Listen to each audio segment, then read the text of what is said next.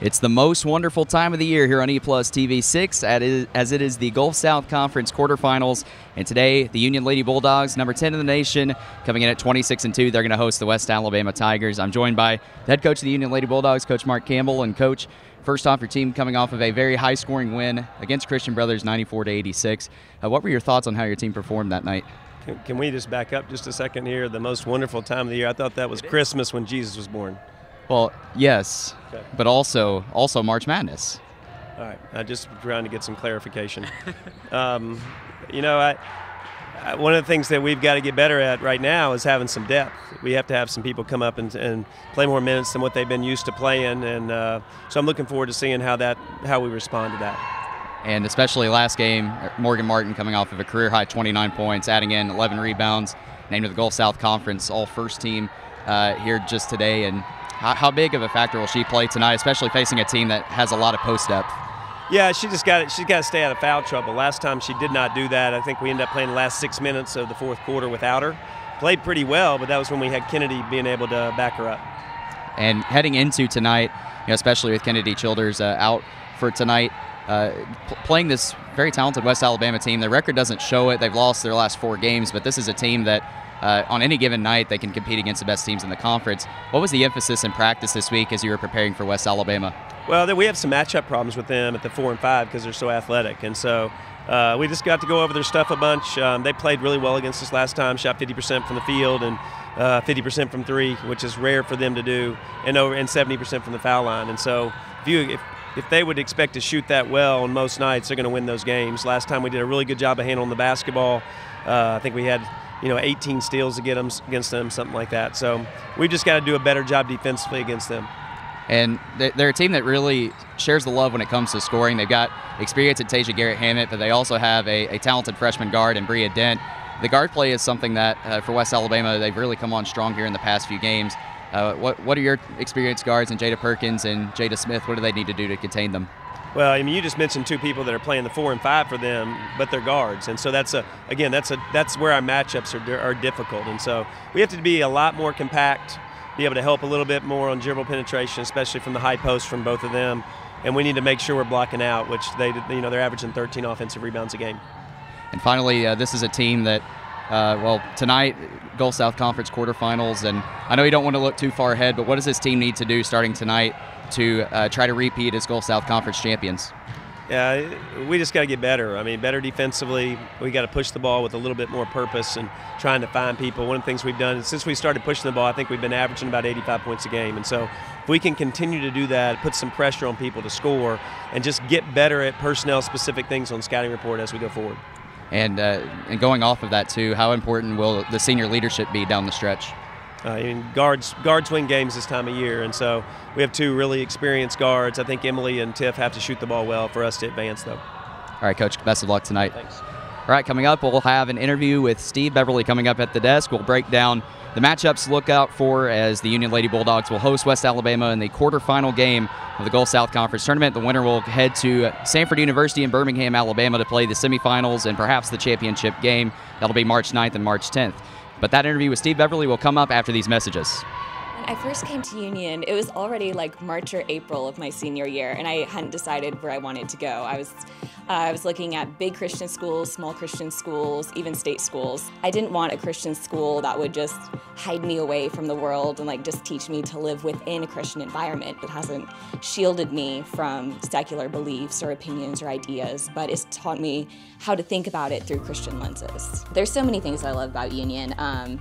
One of them is definitely the professors. They have all taken such a personal interest in my growth, and they have all been very, very dedicated to helping me grow, both as a Christian and as a student. If I had to sum it up in one word, I would definitely say opportunity. It's given me so many chances to be a leader in different clubs and organizations. It's given me the chance to expand professionally, to build my portfolio. It's given me a chance to pursue my own interests and passions, and it's just been an extremely encouraging and empowering environment.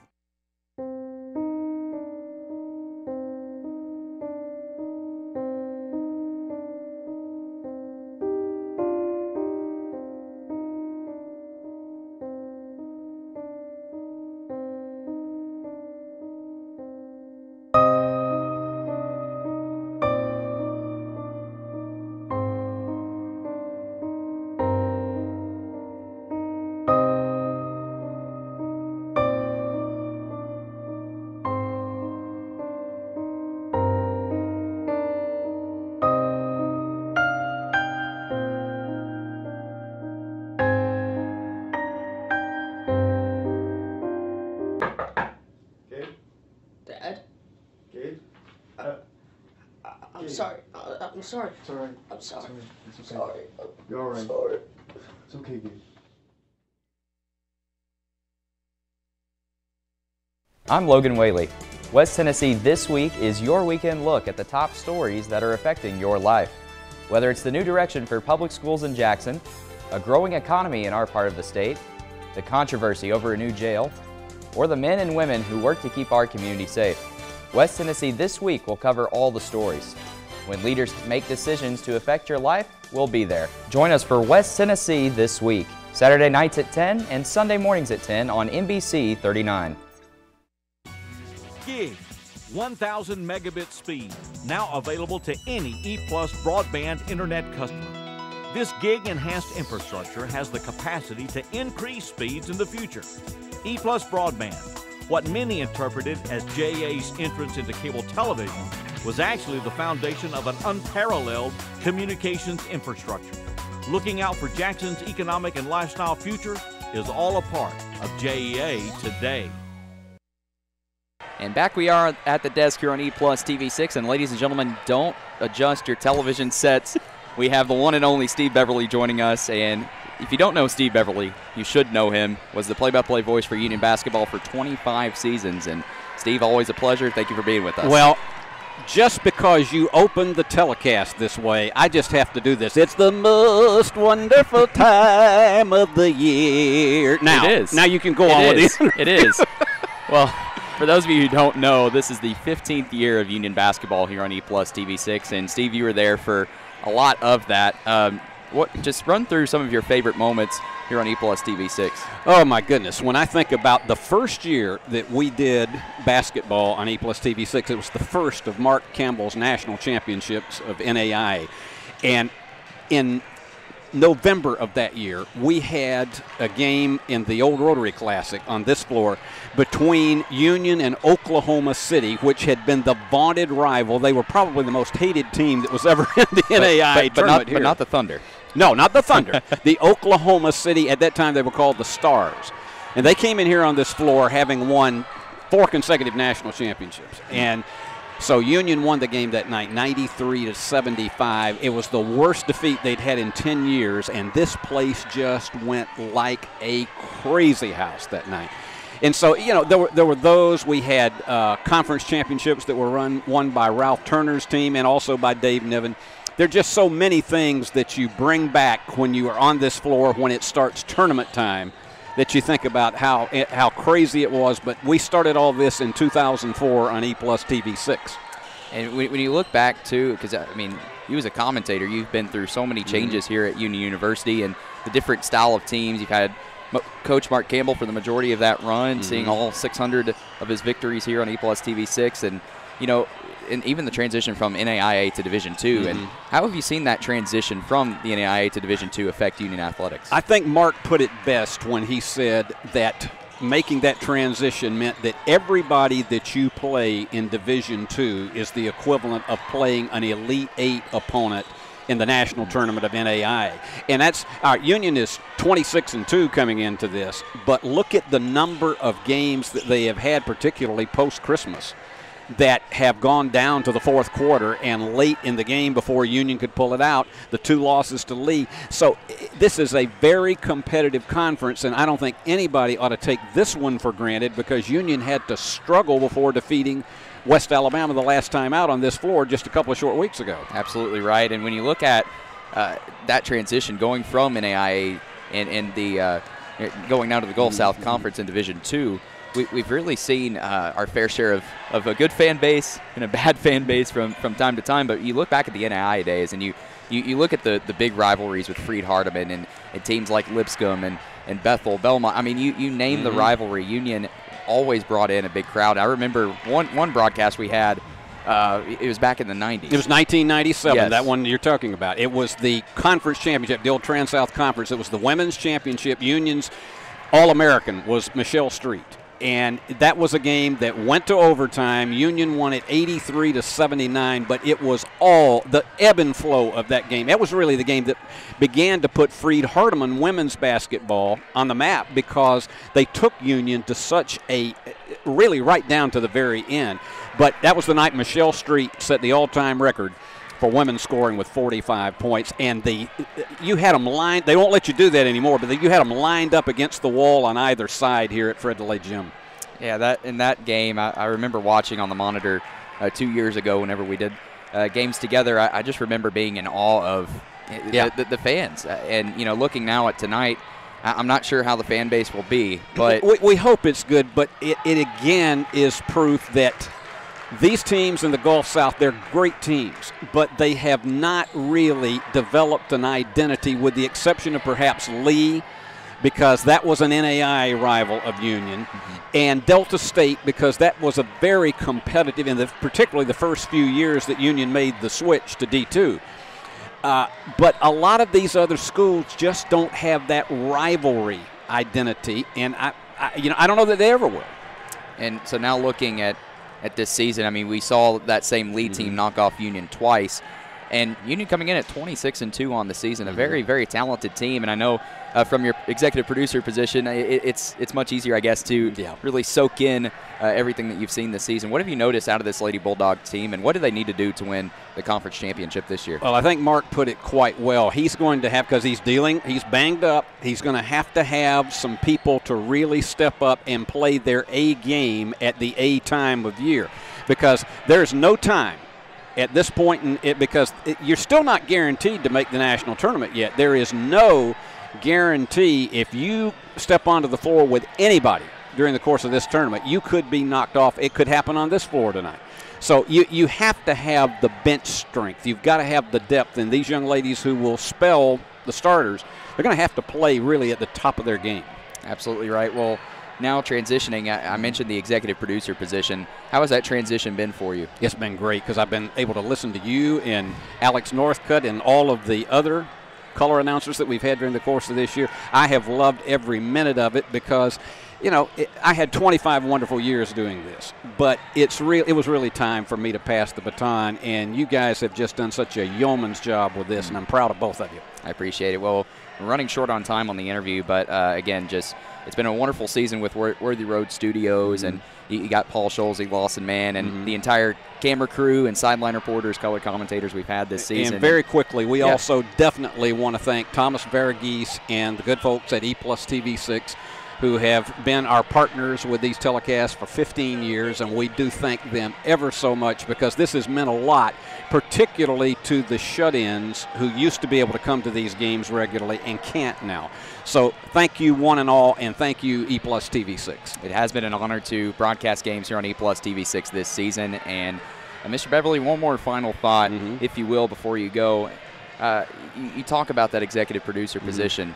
And looking ahead now, when it comes to Union basketball, what does the outlook look like for Union? I think really, because this has been such a strong tradition with these teams, and of course, Dave Niven has been to the national tournament twice, 16-12 this year. It's going to take a lot for them to have. They'd probably have to win the tournament outright to get a bid to the national tournament.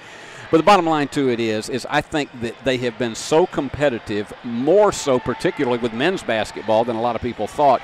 But Mark Campbell taking this women's program to a next level, last year going to the Final Four nationally, I think there is nothing but really blue skies, not to quote another song, but I think there's nothing but blue skies. Yeah, it's all out there, though. I think they are really, I think, headed for even better things. Absolutely. Well, Steve, always a pleasure. Thank you so much for joining us.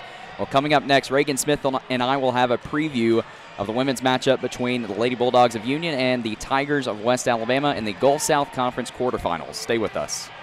When I first came to Union, it was already like March or April of my senior year, and I hadn't decided where I wanted to go.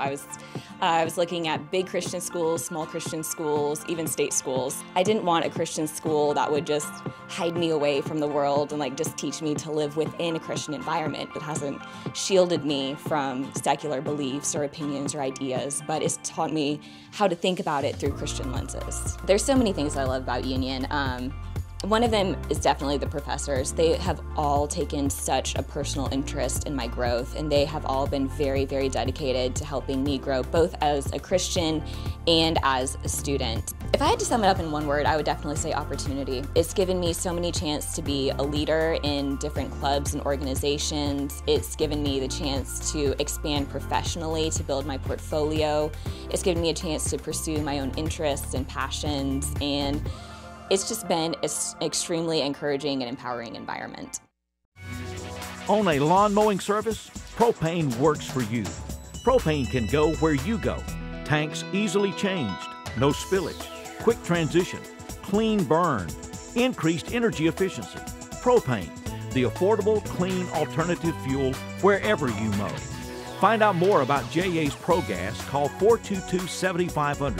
Propane, the alternative fuel that makes sense. Part of JEA today. Hello everybody, got something I want to tell you. You know, all my good friends at the Tennessee Wildlife Federation have been busier than a raccoon on a creek bank, making sure your wildlife will be around for generations to come. So how about setting a hook into the future of conservation by making a gift to support the Tennessee Wildlife Federation today? There's no place else like Tennessee, and together we can keep it that way. Gig, 1,000 megabit speed, now available to any E+ broadband internet customer. This gig enhanced infrastructure has the capacity to increase speeds in the future. E+ broadband, what many interpreted as JA's entrance into cable television, was actually the foundation of an unparalleled communications infrastructure. Looking out for Jackson's economic and lifestyle future is all a part of JEA today. I'm Logan Whaley. West Tennessee This Week is your weekend look at the top stories that are affecting your life. Whether it's the new direction for public schools in Jackson, a growing economy in our part of the state, the controversy over a new jail, or the men and women who work to keep our community safe, West Tennessee This Week will cover all the stories. When leaders make decisions to affect your life, we'll be there. Join us for West Tennessee This Week, Saturday nights at 10 and Sunday mornings at 10 on NBC 39. And here we are at the desk. I'm Logan Whaley, he's Reagan Smith, and we've got the Gulf South Conference quarterfinals ahead for you on E+ TV6 between the host Union Lady Bulldogs coming in number 10 in the nation, 9 in the media poll, 26-2 on the season. They host the West Alabama Tigers coming in at 11-17, 8-12 in conference play. And honestly, Reagan, this is a matchup that is very familiar. We had it 2 weeks ago here on E+ TV6, and in that game, Union was able to come out with an 83-76 victory. But in that game, Reagan, West Alabama, typically a team that doesn't shoot the three ball well, they did that night. Yeah, well, you know, one of the things that you got to do to stop Union is play good defense. Not, you know, shooting, generally, Union can outshoot you, and that was the problem in that game. It was, and you look at the all-time series between these two teams. Union leads the all-time series 14-1. The last meeting, West Alabama had 4 in double figures. Union had 5. They forced 18 turnovers and capitalized for 25 points off of those turnovers. But again, you preview these two teams' seasons. I told you West Alabama is 11-17, but when you look at their record, it doesn't dictate how they performed as a team this year. This is one of the best rebounding teams in the Gulf South Conference. They're second in the GSC in offensive rebounds per game at around 13. But this is a team that also turns the ball over a ton per game at 19 turnovers a game. Let's take a look at the starting lineup for the visiting West Alabama Lady Tigers. They're coached by Rusty Cram, the Louisiana Tech graduate, in his 5th season, 52 wins and 86 losses as a head coach. He'll send out Tasia Garrett-Hammett, the reigning Gulf South Conference Freshman of the Year. That was just dethroned today by Haley Schubert from Lee. She's coming in averaging just under 11 points a game and 7 rebounds a game. Sophomore out of LaGrange, Georgia, standing in at 5'11", one of the best players on this Lady Tiger team. Then you got Bria Dent, coming in at just under 10 points a game, leading this team in rebounding at 7.5 rebounds a game. The freshman out of Adamsville, Alabama. She has played a phenomenal role on this team, playing, well, she's a guard at 5'9", but also playing the 4. And then you have Elaine Field, the senior guard out of DeLand, Florida, coming in at 6.6 points per game, as well as 5 rebounds a game, coming off of an 11-point performance at Mississippi College in her last game. Then you have Morgan Sams, the senior guard out of Orlando, Florida, the transfer out of Santa Fe College. And finally, you have the junior guard, Janiyah Daniels, the junior out of Lynn Haven, Florida, coming in averaging just over 10 points a game. So there's a look at the starting five for this West Alabama team. And Reagan, when you look at the keys for West Alabama this game, what do they need to do to win here tonight? Well, I think anytime you're playing Union, you need to play good defense, defend the three-point line, especially against Reaches. You know, don't let her get going from three, because if you let her get going from the three-point line, there's no stopping them.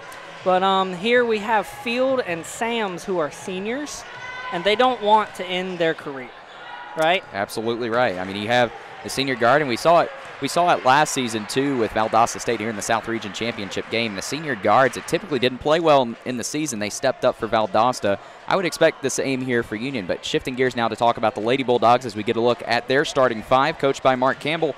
20th season, 612 wins, 92 losses. He'll send out Jada Perkins and Jada Smith. Perkins, the senior guard out of right here in Jackson, Tennessee, the Northside product, coming in averaging 11 points a game, leading the team in assists at 6.4 per game, which is good for 8th in all of Division II. Also averaging just under 3 steals a game. Was recently named to the Gulf South Conference All-Second Team here today. And then you have Jada Smith coming in averaging just under 15 points a game. She was named to the All-Gulf South Conference First Team with Morgan Martin, who is coming off one of her best games, 29 points, 11 rebounds. She's averaging just under 18 points a game and just under 10 rebounds a game. Then you have the senior guard, Tiffany Reaches, in the lineup, but one change in the lineup. Typically, you'll see Kennedy Childers out there. She will not play tonight, has a knee injury. You'll see Avery Carpenter get her first start of her college career here tonight, averaging just under 5 points a game. So there's a starting five for the Lady Bulldogs. Again, Union coming off of a 94-86 victory against Christian Brothers. Heading into the tournament, Union shot 54% from the field. Christian Brothers, this is something to keep an eye out on. Christian Brothers hit 18 threes against the Lady Bulldogs. And Union defensively, the last 6 games, they've allowed 76 points per game over their last 6 games, including 86 points. That's the most that anyone has scored against Union this season. So that's something to keep an eye out on, as West Alabama, again, a team that only averages 64 points per game. They're 5-11 at games away from Livingston, Alabama, but here we are again. It's the regular season's over. You throw records, you throw stats out the window. Both teams coming in 0-0 in postseason play. We have an exciting one for you on E+ TV6, and at this time, we'll take it down to Josh Simmons for tonight's preliminaries. Tonight's competition between the Tigers of the University of West Alabama and your Union Lady Bulldogs. At this time, we ask that you stand for our invocation and national anthem, tonight brought by Professor Steve Beverly. Let us pray. Gracious Father, thank you again for the privilege of intercollegiate athletic competition. For young women and young men who on courts just like this one, tonight all over the country, are straining every muscle, using all of the mental ability they have to try to be the best they can be. Help each person tonight from both teams to leave this court having been the best they can be. Lord, we pray that they will be free from injury. And Lord, we ask that you particularly bless the West Alabama team as they return home. Lord, give us your strength, your guidance. And tonight, Lord, we particularly pray for those 24 victims in East Alabama who lost their lives on Sunday in the terrible tornadoes. Help their families to be particularly comforted at a time of loss that no one could predict. Lord, help us to give you every praise for every blessing that we have. In Christ's name, amen. Oh, say, can you see by the dawn's early light what so proudly we hailed at the twilight's last gleaming, whose broad stripes and bright stars through the perilous fight o'er the ramparts we watched were so gallantly streaming, and the rockets' red glare, the bombs bursting in air, gave proof through the night that our flag was still there.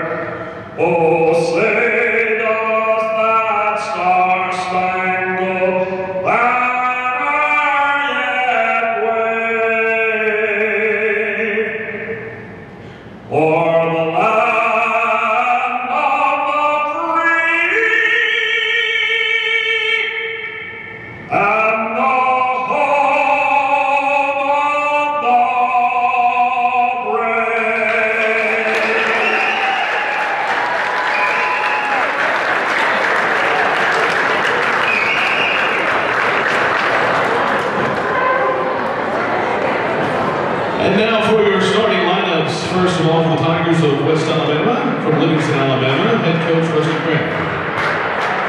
Starting guard at 5'11", student from LaGrange, Georgia, number 1, Tyson Garrett Hammond. At guard, a 6'9" freshman from Huntsville, Alabama, number 2, Bria Dent. At guard, a 5'7", senior from Atlanta, Florida, number 5, Elaine Field. At guard, a 5'5" senior from Orlando, Florida, number 12, Morgan Sams. And at guard, a 5'6" junior from Woodhaven, Florida, number 30, Janaya Daniels.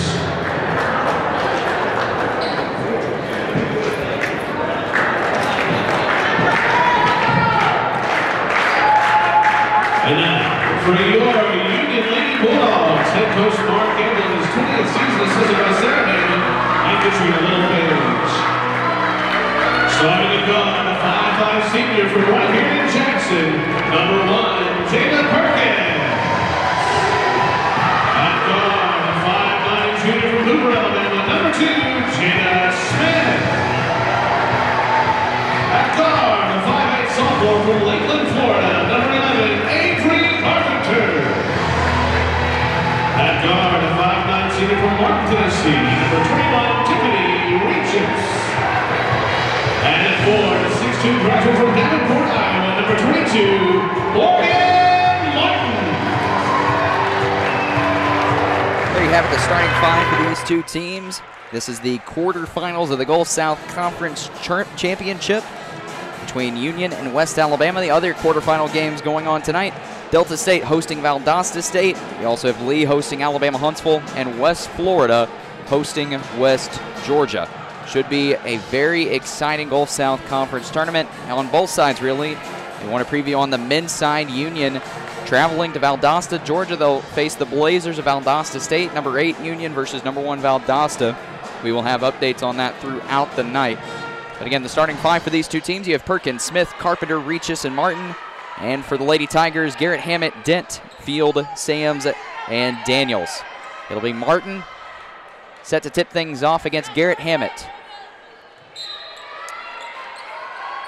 You know, one the thing tip is controlled by West Alabama, and it's Gulf South Conference tournament time here in West Tennessee as the bucket is good by Bria Dent. Sorry, what were you saying, Reagan? I said, you know how hard it is to beat any team 3 times, no matter if, you know, one team is undefeated and the other team has no wins. It is hard when you've already played each other twice. Avery Carpenter, fresh in the starting lineup, her first start on the season, connects with the left corner 3 to give the Lady Bulldogs a 3-2 lead. The first time these two teams met, it was at West Alabama. That was all the way back January 12th. Union won that game 71-48, but the Lady Tigers were without Garrett Hammett. The second matchup here at Union, February 16th, Union came away with an 83-76 victory. A very, very tight game as the right elbow jumper is no good by Janaya Daniels, and here comes Union.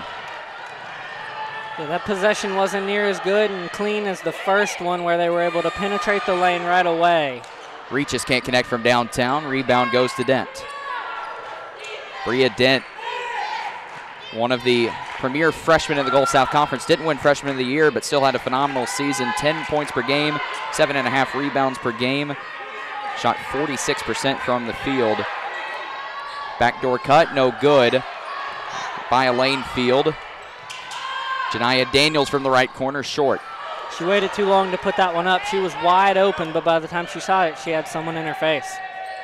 West Alabama, typically a team that doesn't shoot the 3 ball. In fact, on the season, they're only shooting 28% from the 3-point range. Last game against Mississippi College, they were 2 of 9 from downtown, while Mississippi College was 11 of 18. As here's a turnover, and here's Bria Dent.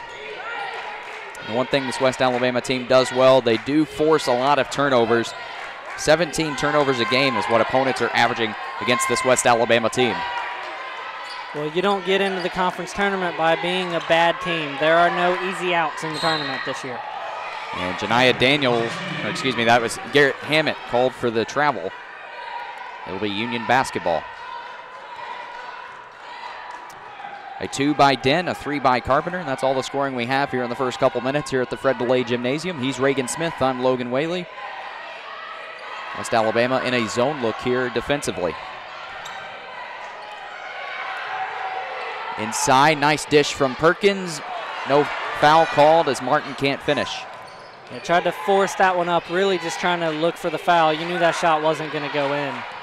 They tried to force contact there, and the off-balance shot couldn't go. That's Martin's first attempt of the night here, and on the other end, the foul will go to Tiffany Regis. That'll be her first.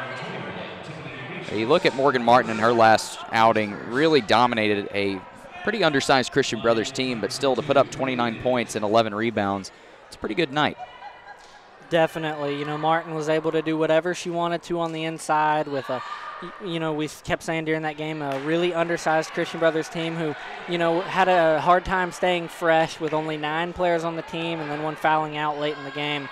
Just hard to keep their effort up against Martin, who was just bigger and stronger.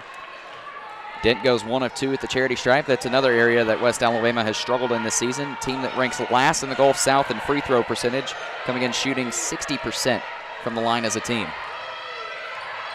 So now here's Union looking to attack the zone defense, all tied up at 3.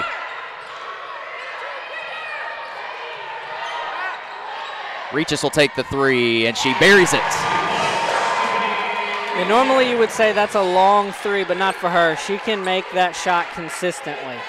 Now Union into their trap defense here. Looked like a 2-1-2 look, but West Alabama able to break it. 3 from Tasia Garrett Hammett rims out. Garrett Hammett only her 16th 3 attempted on the season. Reaches from way downtown. Can't get it to go. Couldn't get the roll, but it was a good look. Nearly stolen, and it is by Jada Smith. Up to Perkins for an easy layup. And that's just how you draw it up. If you're Coach Campbell, you couldn't have asked for a better defensive possession there. Now Union switching up defensive looks here.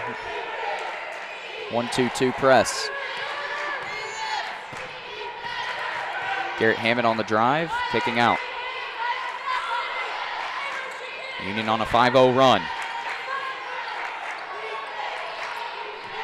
Baseline drive by Field, and they'll call a foul on Regis, and that'll be her second. Yep, almost was legal contact, but just sliding the feet, just getting right in there. That's going to be a foul call every time. So Emily Beard will check in for Regis. Garrett Hammett will check out, and coming in, you have Latangela Walker, the senior center out of Birmingham, Alabama, the transfer out of Louisiana Monroe. Walker coming off of a 6-point outing against Mississippi College. Lots of contact, but they let him play. Up to Carpenter, can't get it. Easy chance there by Carpenter, but can't get it to go. You know, a lot of these passes from West Alabama, Union is at least having a shot to intercept. They're cross court or pop fly passes. They need to get better passes to make sure that they don't wind up in the hands of a Bulldog defender. Deep 3 from Morgan Sams, long. Emily Beard with a rebound. Union in transition. Morgan with a nice jump shot for her first 2 points of the game. And again, doing whatever she wanted to on that possession there down low. So Morgan Sams taking the ball up the court, standing in at 5'5". And a bad pass there by Daniels. It leads to a turnover. Smith pulling up a transition, and that is automatic. And Coach Cram will take a timeout. Union on an 11-0 run here at the Fred DeLay Gymnasium, and wouldn't you know it, up 12-3 early on here against West Alabama. We'll take a quick commercial break, and we'll be right back after this. So I'm just going to pour it right over top of it. Hey!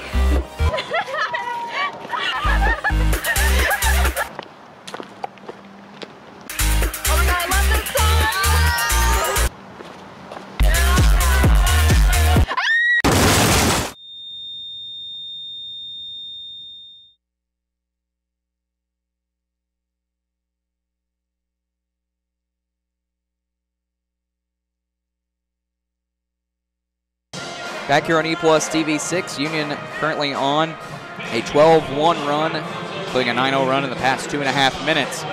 And Reagan, term defense leading to offense, exactly the case here. Well, definitely. Coach Campbell couldn't have asked for a better start. You know, a lot of times the Bulldogs, they like to start games slow. For some reason, you know, that's kind of getting out of the gate. They fall behind and have to catch up. But this game, I mean, you couldn't ask for a better start. 12-3, and they're just getting started. The Union cheerleaders love it. The Union faithful loves it. Coach Campbell loves it. Good start for the Lady Bulldogs, and as you mentioned, Reagan, that it has been something that has been lacking this season for Union. Typically, they make their best runs in the second half, but here so far, it's 12-3. We'll see how West Alabama responds. Mackenzie Parker, the senior guard out of Decatur, Florida, checking in. Parker, the seniors I mentioned, somebody that leads this team in three-point shooting percentage at 30%. Just to give you an idea of how much West Alabama struggles with shooting the three. Perkins with a nice strip and steal. Another good defensive possession for Union. I mean, you just keep seeing possession after possession. Now, they've only given up 1 point since that opening possession where they got two really easy. And Gaines can't handle the pass. It leads to a turnover. This is a lineup we haven't seen too often. Martin and Gaines in the same lineup. Or excuse me, not Gaines, Graves. Bria Gaines and Deja Graves get a lot of comparisons, and, well, I unfortunately confused the two there. Well, this gives Union a huge size advantage on the glass because you have the tallest two players on the floor. It looks like, maybe not by height, but they at least look like the two tallest ones out there. Good help defense there by the Lady Tigers. Steal by Parker. Garrett Hammett thought about it. Now she'll drive against Deja Graves. Count it. Well, that was an amazing job fighting through contact and getting the foul and the bucket. That was an incredible drive there. It's their first field goal since 9 minutes, 55 seconds in this first quarter. Coach Campbell not agreeing with the decision to count the basket there, saying that it was on the gather. In the NBA, it would be an and one, but here in college, it's not necessarily the rule. But regardless, Garrett Hammett will be at the line, shoot one. Sorry, go ahead. That's a judgment call, though. You know, the ref kind of has to make a decision. Were they on the way up? A lot of times you can be on the way up but not about to shoot, and it looks like, you know, it's hard when contact interferes with that shooting motion. You know, maybe she was about to shoot and then had to shoot later. There's many possibilities. So Garrett Hammett converts the and one. Union players were even confused there. They thought that she was going to go and shoot two. Either way, here's Union going the other way. Yeah, regardless, a huge 3 points there for West Alabama to really help them maybe get in a rhythm here. Martin working for it down low, and Garrett Hammett will get called with her first foul. And checking in for the first time, Kim Parrish, the senior guard out of Birmingham, Alabama. How about Carpenter so far? Has 5 points, leading all scorers at the moment in her first start. Yeah, she has been playing well. Down low to Martin, count it. She'll shoot one more. Again, quick passes, easy way to beat the zone. They're able to find Martin down low with good positioning. Now, Garrett Hammett and Martin with a chance to trade and ones. The Union's made 4 out of their last 5 field goals, which it helps when your missed field goals are erased by foul calls, as West Alabama has been committing a lot of fouls so far. So Martin will head to the line. She's a 78% free throw shooter. Missing there, can't convert the and one. On the floor there is Tasia Garrett Hammett, and Coach Cram will take his second timeout of the quarter. We will take one with him. Union on fire from the field to start this game. They lead West Alabama 14-6 here at the Fred DeLay Gymnasium. Want to make your life a little easier? Now you can manage your Jackson Energy Authority account online. View statements, pay your bill, set up reminders, or recurring payments. Spend more time with your family, not your bills. It's easy. Just visit www.jaxenergy.com anytime and sign up. Make your life a little easier with online bill pay from Jackson Energy Authority. And back we are on E-Plus TV6. He's Reagan Smith. I'm Logan Whaley. West Alabama forced to take a timeout there after solid Union defense there, forcing the ball to come loose. It's hard having to take 2 timeouts in the first quarter, but I mean, you know, you need every possession trying to stay in this game, but that could come back to haunt them if this game is close late. They call a blocking foul on Jada Smith. I don't know what else she could have done there. She was kind of jumped into by the West Alabama player. So Bria Dent on the backdoor cut. They'll say Smith got there late. So heading underneath is Morgan Sams. West Alabama will have a fresh 30.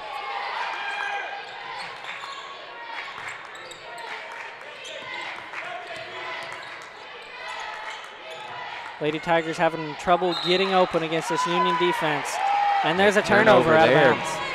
Turnover there by Kim Parrish. It'll lead to Union ball. And for West Alabama, already 6 turnovers in this quarter alone. That's not the recipe to beat the #1 seed in the conference. You can't turn the ball over against a team who's better at shooting and defending than you are. Inside Martin against Garrett Hammett. Nice take there from the graduate student Martin. Union back at the press look. Lady Bulldogs with their largest lead of the game, up by 10. They've started off 7 of 11 from the field. And ever since those opening couple minutes, Union's on a 13-3 run. It's been great basketball from them so far this first quarter. Martin gets called with her first foul. That'll send Garrett Hammett to the line for the second time. Again, Garrett Hammett, a 54% free throw shooter on the season. Last season, she was one of the best free throw shooters on the team. Hits the first. As an underdog, as an 8th seed, you got to do the little things right. You got to hit your free throws, and you have to avoid turnovers. 2-2 at the line is Garrett Hammett. Back to an 8-point game. We've played 8 minutes here at the Fred DeLay Gymnasium, the Gulf South Conference quarterfinals between the #1 seed Lady Bulldogs, coming off of their 5th regular season title since joining the Gulf South Conference. Jada Smith, a nice drive, a nice pull-up, and a nice finish. And Union again looking to defend their Gulf South Conference Tournament Championship after winning their 2nd straight regular season title. Another turnover for the Lady Tigers. Here's Avery Carpenter, can't finish with the left hand, but Jada Smith is there for the follow. She can't finish. And they'll call Morgan Martin with her 2nd foul. Wow, 2nd foul already just in the first quarter. 2 on Regis, 2 on Martin. And Union needs both of them to be able to stay in, not sit due to foul trouble, but have them on the court as 2 of their big impact contributors.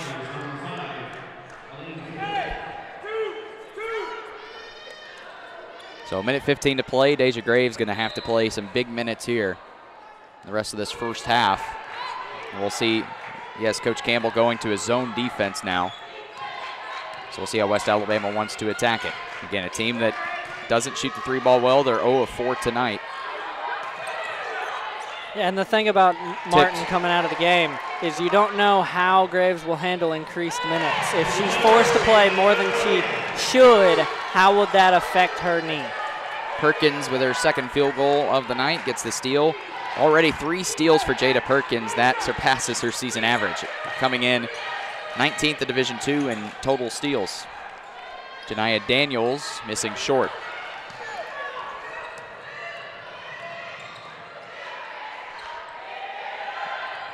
Beard on the drive, pull up Jay from the baseline, good. That's a good job by Smith, recognizing that the drive was not there and passing it back out and getting 2 points out of it. Emily Beard, somebody that doesn't really go to the dribble drive too often, did there, and it worked out for her. Field, nice shot off the glass. And now Union will have the final shot. Perkins on the drive. Floater, good. Wow. And that will take us to the end of the first quarter. What a quarter by the host Lady Bulldogs. They shoot 11 of 16 from the field, holding West Alabama to only 3 of 10 shooting and also forcing 8 turnovers. Going now to the second quarter here at the Fred DeLay Gymnasium. The Lady Bulldogs leading West Alabama 24-10. If you watch Steve Beverly's TV classics, you may get a snack. What do you say we toast some marshmallows, huh? It's with your host, Big Steve. Some people watch even if they don't like the host. Big Steve notwithstanding. What do smart viewers think? Oh, Mr. B, you're just a doozy. Steve Beverly's TV classics, Saturday and Sunday from 7 to 10 on TV6.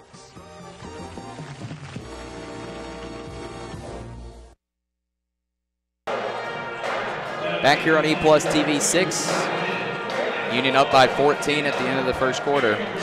And what a first quarter we saw there. Really balanced scoring all around for the Lady Bulldogs. As you look at the updated scoring here, Perkins with 4, Carpenter with 5, Smith with 4, Regis with 3, Beard with 2, Martin with 6.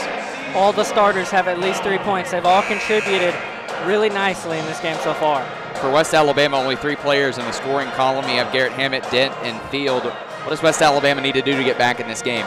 Well, I think they need to play better on both ends. Honestly, they're letting Union have too many easy looks in the paint with Martin. And then on the offensive end, they're getting in each other's way. They're not getting great passes, and they're just not being careful with the ball in general. See the crowd here starting to file in here at the Fred DeLay Gymnasium. Other quarterfinal games set to get underway here soon. Lee hosting Alabama Huntsville at 6 o'clock Central Time.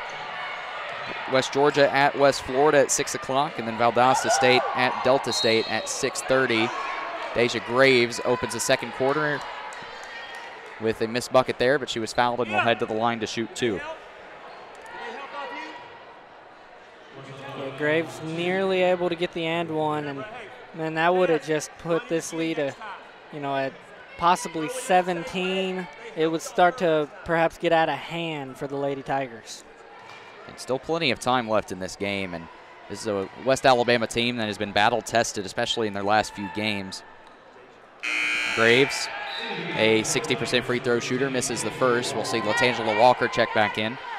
But for this West Alabama team, they've had some quality wins on the season. They went to Valdosta State, knocked them off back in January, but again, you look at the top games in the conference against the better teams in the GSC. They've really struggled. Lost at Delta State back in November. It was a 1-point loss, and Delta State a very tough place to play. They lost to Union, Lee, and West Florida in 3 of 4 games in January, all without Tasia Garrett Hammett. This is a team that's really struggled with injuries all season, and it's players like Sydney Bozeman and Chloe Culpepper, 2 players that played significant minutes last season, unable to get minutes this season due to injury. Garrett Hammett with the offensive rebound, can't get it, and possession will go to Union. And you see that offensive rebound on that last possession. That's really what's been helping the Tigers so far this season. I mean, they're second in offensive rebounding in the conference, 4th in total rebounding, but their free throws and their three-point percentage are at or near the bottom of the conference. It's not the shot the first time that goes in. Oftentimes it's the second or the third one that goes in. Well, and you look at this team too. I mean, they know that now is the time to attack with Morgan Martin in foul trouble. Martin, the team's leading scorer and rebounder. Carpenter with it. Out of bounds. Good defense there by Lane Field. Just 6 going to be on the shot clock now when they inbound. They'll have to get a quick shot, and this is a moment when they would love to have Regis in the game. Perkins will check in for Gray.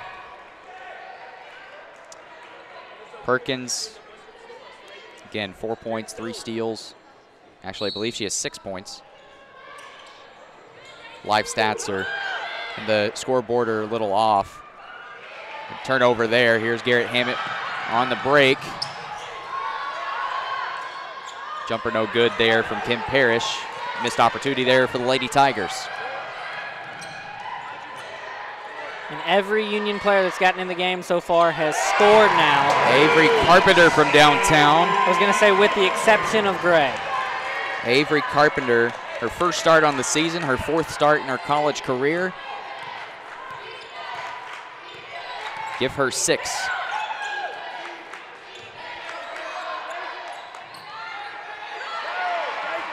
Graves with the rebound. Now Union looking to extend their lead. Here's Perkins on the drive, and they'll say it was a charge.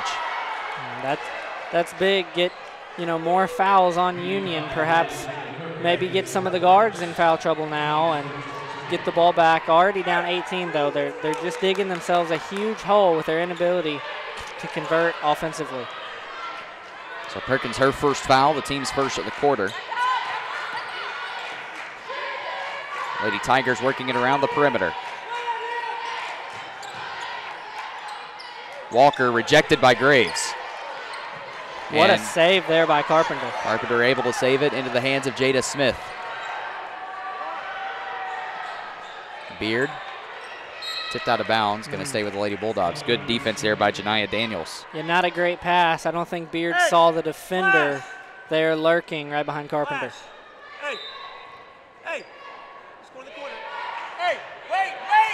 So here's Union and Jada Perkins, the senior point guard. And the All-Gold South Conference second team today. The rest of that team. In the second team, you have Bailey Johnson out of Alabama Huntsville, Nia Johnson from Delta State, Brianne Lytle from Christian Brothers. They'll call the blocking foul on Emily Beard, and Elaine Field will head to the line to shoot 2, much to the chagrin of the Union faithful.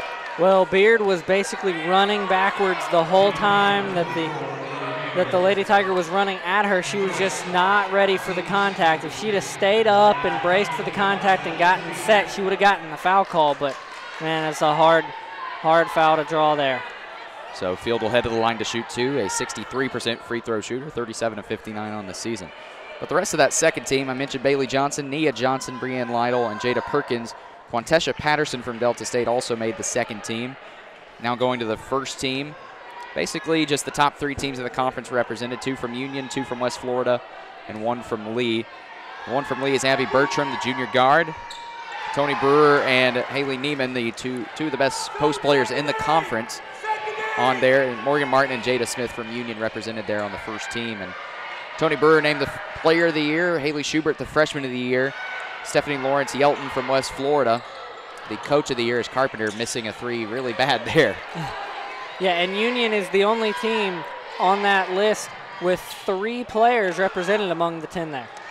Beard can't connect from 3. The fight for the rebound is won by Janiyah Daniels. Union back into his own look here defensively. Tipped. This game started to look a little more rugged with some bad passes and swarming defense. Both teams struggling to find the hoop. Walker, a nice drive against the zone, able to finish off the glass. Yeah, there was nice penetration there into that zone defense. That was a good job by the Lady Tigers. Tangela Walker, as I mentioned, the transfer out of Louisiana Monroe, started 17 games last year for ULM, 5.5 points a game.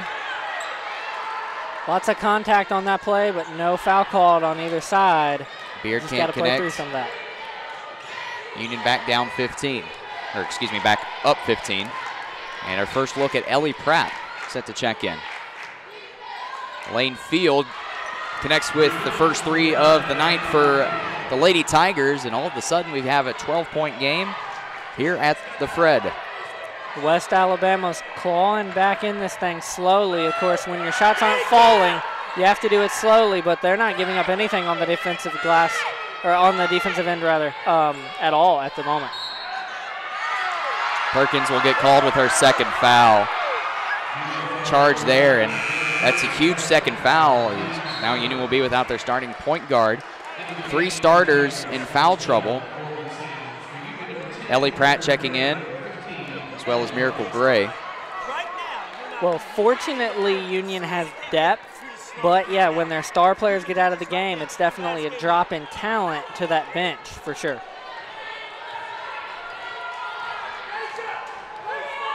So again, a zone look here for Union.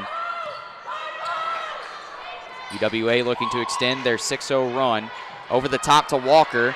And again, against this lineup, the Lady Tigers with a lot of post depth, and they're really attacking inside right now. Back to a 10-point game. Union has not scored in the last 3.5 minutes, while West Alabama scored the last 8 points. We've seen this Union team go on lulls throughout the season. You know, one quarter they'll look like one of the best teams in the nation, then others they'll look like one of the worst. Just the inconsistency really for the Lady Bulldogs has been the key to watch this season, but typically one game the defense would win the game, other games their offense would win the game. Coach Campbell looking for a full 4 quarters of action. We're going to take a timeout here. West Alabama on an 8-0 run. 10-point game here at the Fred. Propane, 95% generated in the U.S., is a gas that works anywhere. Central tanks for fleets, vehicles. Portable tanks for forklifts, lawnmowers. The fuel you can take anywhere. Even backup generation runs off propane. Household appliances, outdoor features. To find out more about affordable, clean, versatile propane, contact JEA's ProGas, 422-7500. The alternative fuel that makes sense. Propane, part of JEA today. Back here on E-Plus TV 6, you see a look at Coach Campbell in the huddle there. And with a report on the Lady Bulldogs, we have Alexander Bitterling. Well, Logan, Coach Campbell wants to play this game very safe. He says he wants his girls always on defense, always with their hands up, never let the ball out of their sight. Really some elementary techniques here, but he wants them to stay on the press, limit the passes, and keep the ball off the ground. Just really take control of the ball and be careful with it and make sure this game is safe. There you have it. Thank you, Alexander. And you look at the way Union's played here in the second quarter, only 4 points in the first 5 minutes. 1 of 5 from the field, 1 of 4 from 3, and especially without now 3 of their starters, Perkins, Regis, and Martin with 2 fouls. This West Alabama team has really been able to capitalize off of that. Yeah, if only they would shoot the ball better in this quarter.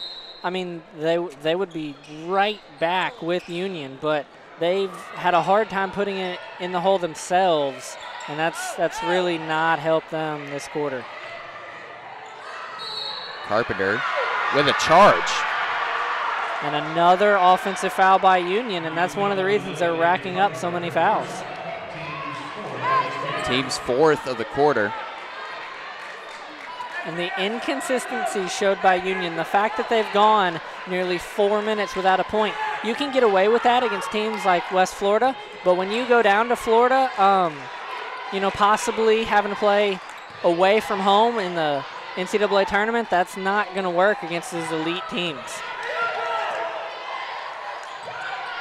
Garrett Hammett on the drive, finds a wide open Daniels from downtown, missing long. Ellie Pratt with a rebound, and it's stripped away by Elaine Field. Yeah, Field just wanted that one more. Pratt was not able to keep a handle on it, but she had the rebound and just let it go. Deep 3, short. Fight for the rebound, won by Daniels. Can't connect on the layup. And Deja Graves was fouled there. Team's 3rd. That'll be Walker. Beard will check in for Pratt. You know, it really hurts to foul on the offensive end because then, you know, instead of possibly being able to, the other team, you know, having to bring the ball all the way up the court with you, instead you have to go back, get set, play defense. It's just not the best situation to commit an a foul on the offensive glass. So Union looking for a bucket here. They can't get it. But Deja Graves, easy rebound, easy putback. Yeah, that is the Graves we're used to seeing before that injury has really limited her lately. She's a good ball player, and she needs to get back to, you know, dominating in the paint. Well, really an undersized look here for West Alabama, but Mackenzie Parker connecting from downtown. A good sign for the senior. Parker has really struggled over her last 7 games or so, only shooting 17%. In her last 7, 6 of 35 from the field, able to connect with a 3 there.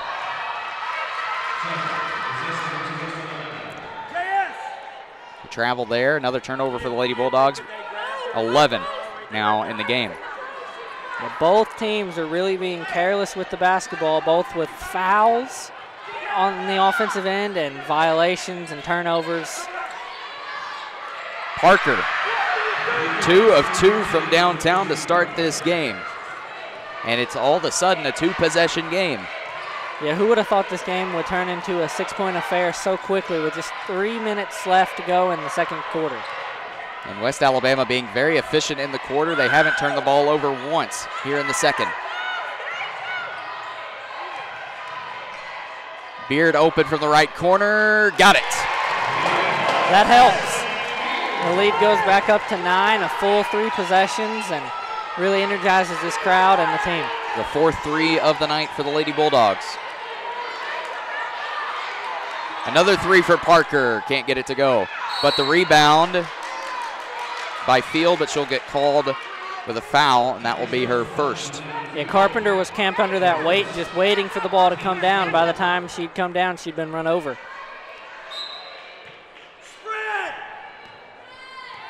So now Union looking to close out the next 2 minutes of this quarter. Strong here. Here on Super Tuesday, Jada Smith can't connect from downtown. Garrett Hammett on the drive against Carpenter. Tough shot from Field, no good. Graves with the rebound. Yeah, there were defenders all over the place on that play, just unable to get inside and get a good shot. Smith will head to the line after getting fouled there. Smith only with 4 points, has been pretty quiet here in this second quarter. Yeah, and she's been one of the ones lately that's helped propped up the team when some of the other scorers have not been at their best. You know, her and Martin have really carried the team lately, but today is one of those rare days where she hasn't been, you know, the best putting the ball in the hoop. 77% free throw shooter is Jada Smith. Goes 2 of 2 at the line there.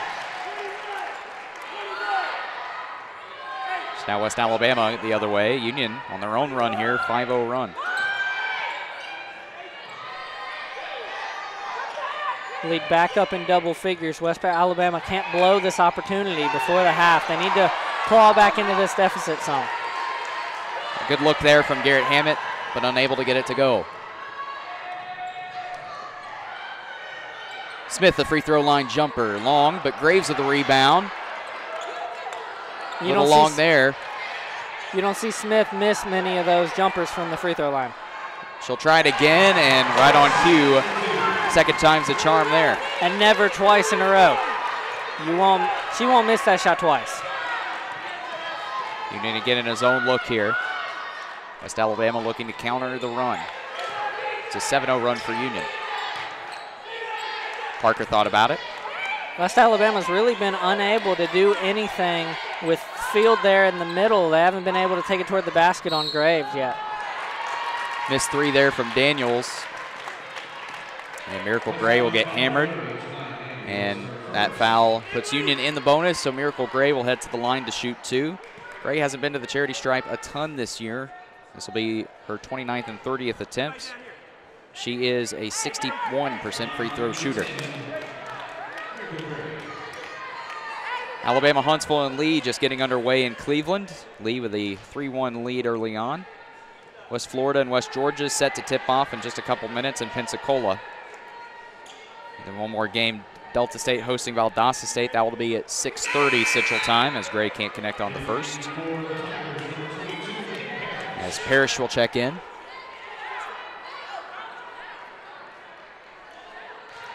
And of course the men getting underway, the Union Bulldogs playing Valdosta State.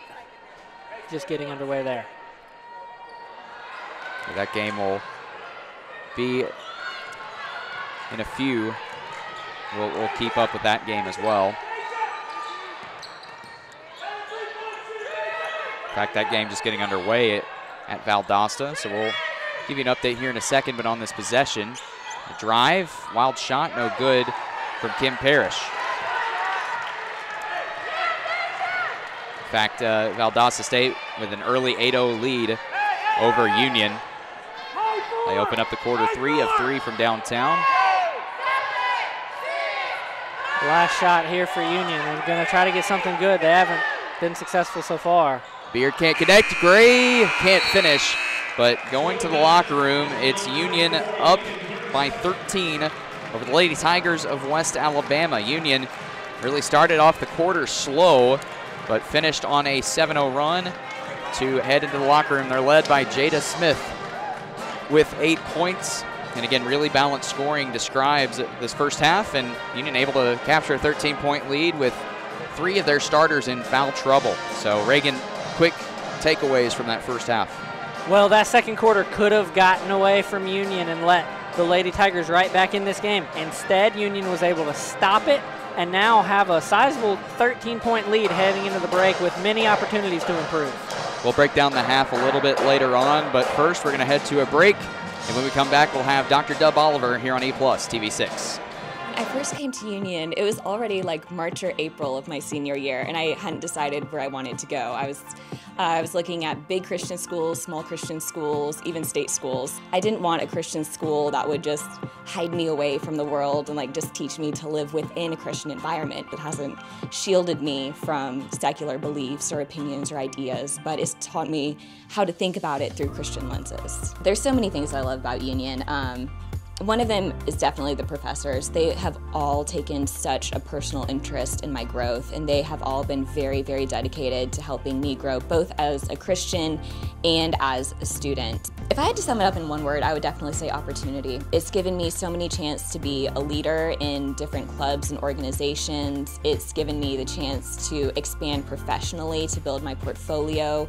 It's given me a chance to pursue my own interests and passions, and it's just been an extremely encouraging and empowering environment.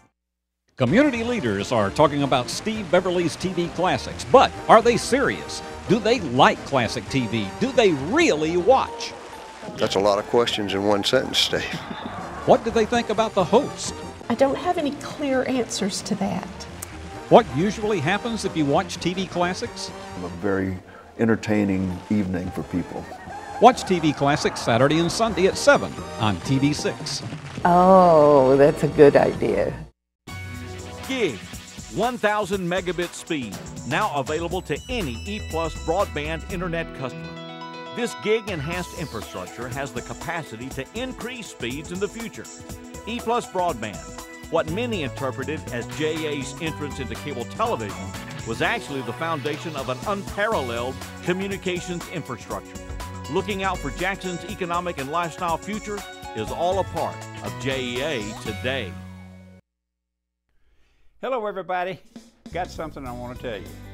You know, all my good friends at the Tennessee Wildlife Federation have been busier than a raccoon on a creek bank, making sure your wildlife will be around for generations to come. So how about setting a hook into the future of conservation by making a gift to support the Tennessee Wildlife Federation today? There's no place else like Tennessee, and together we can keep it that way. I'm Logan Whaley. West Tennessee This Week is your weekend look at the top stories that are affecting your life. Whether it's the new direction for public schools in Jackson, a growing economy in our part of the state, the controversy over a new jail, or the men and women who work to keep our community safe, West Tennessee This Week will cover all the stories. When leaders make decisions to affect your life, we'll be there. Join us for West Tennessee This Week, Saturday nights at 10 and Sunday mornings at 10 on NBC 39. Back here on E+ TV6, it's the Lady Bulldogs with a 13-point edge over West Alabama, and at this time, a special interview here on E+ TV6. I'm joined by the president of Union University, Dr. Dub Oliver, and Dr. Oliver, thank you so much for being here with us. Oh, sure. It's always good to be with you, Logan. And Dr. Oliver, here you're a new grandfather now. Congratulations. I am. Yes, Betsy Blake, she's 1 week old today. And how's the family doing right now? Everybody's doing great. That's awesome. Of course, you would imagine that I'd say she's beautiful. Our granddaughter's beautiful, but Mom and Dad and everybody are doing great. Thanks for asking. That's awesome. I'm really glad to hear that. But we wanted to have you on to really talk about Union athletics and really the direction it's heading. So you became president at a time when Union was in its early years making that transition to the NCAA Division II. What does it mean for the university to be succeeding in a high-profile sport such as women's basketball? Well, I think it's really critical. Of course, Union has been excellent in women's basketball for many, many years. You see all the championship banners hanging here in the Fred DeLay Gymnasium. And one of the questions I think going into NCAA Division II was, can we compete at this level? We've been obviously dominant in NAIA. And one of the things that's been really nice is to see that level of excellence just easily transition over to NCAA Division II. Part of that, of course, is we have an incredible coach in women's basketball. But I think that gives confidence to all of the other programs that they can succeed in NCAA Division II and Gulf South Conference as well. Now, for those of you who don't know, and really I'm asking for myself too because I'm not fully aware, what is a president required to do, really the roles and responsibilities when a school is an NCAA member? Sure. Well, NCAA, one of the things that is really critical for them is what they call presidential oversight of athletics. And so, one of the things that they encourage is that athletics reports directly to the presidents. That's the way it happens here at Union. Athletics reports directly to the president. That's a little bit of a change. It did not report to the president when I came, but I've shifted that over. And really what they want is they want to make sure that there's good integration of athletics with the mission of the institution, and that's why they ask for presidential oversight. And any other roles and responsibilities there? Or? I think just trying to lead and manage well, what our core values at Union really guide us. And so thinking about being excellence-driven, Christ-centered, people-focused, and future-directed, whether that's a dean or a vice president or the athletic director in the athletic department, those are the same things that really guide us. And so it's just encouraging, coaching, providing resources, helping to build resources so that we can be successful at this level. So shifting gears now to talk about Union as a whole, bring people up to date on some of the important things happening on campus for the rest of this spring semester. Well, we are having a great spring semester, and it'll be nice when it's spring because students always enjoy being outside more than being inside. Absolutely. But one of the big projects that we're working on right now is our campus master plan. Union hasn't done a physical campus master plan since 1996. And so it's been 23 years now since we've been in that process, and we've engaged a company to help us walk through that. And it really is to look at what the physical campus is going to look like over the next 20 years. That's a really exciting project to be working on, and will be finished probably late spring. At least all the gathering of information will be finished, and then we'll work on the plan. And then the other thing, just in addition to all the things that are happening in classes and stuff, just today we had our AACSB accreditation team give their report to us, which they've reaffirmed our accreditation. AACSB is the School of Business accrediting, and it's only about the top 4% of business schools are accredited by AACSB, so it's the top level accreditation, and Union has that. So just that excellence, that ongoing sustaining excellence in every area. That's a lot of letters, I'm not going to lie. That's right. Well, we have time for one final question, and just real quick, what are your thoughts on tonight's game? Well, I'm thrilled that we're up 37-24 at halftime. It's always fun because you can just enjoy the game and visit with folks. Again, our women's basketball team has just done phenomenal. I'm thrilled that our men are in postseason play as well. And again, that's the kind of level of excellence that we want to expect in all of our sports, is that there be it in postseason play. Year in, year out, and competing for championships. Dr. Dubb, always a pleasure. Thank you for being here. Thank you. All right, coming up, Reagan Smith and I will break down the stats from the first half. Stay with us. Here's the best buy you can get for free. 54 unique and beautiful Tennessee state parks.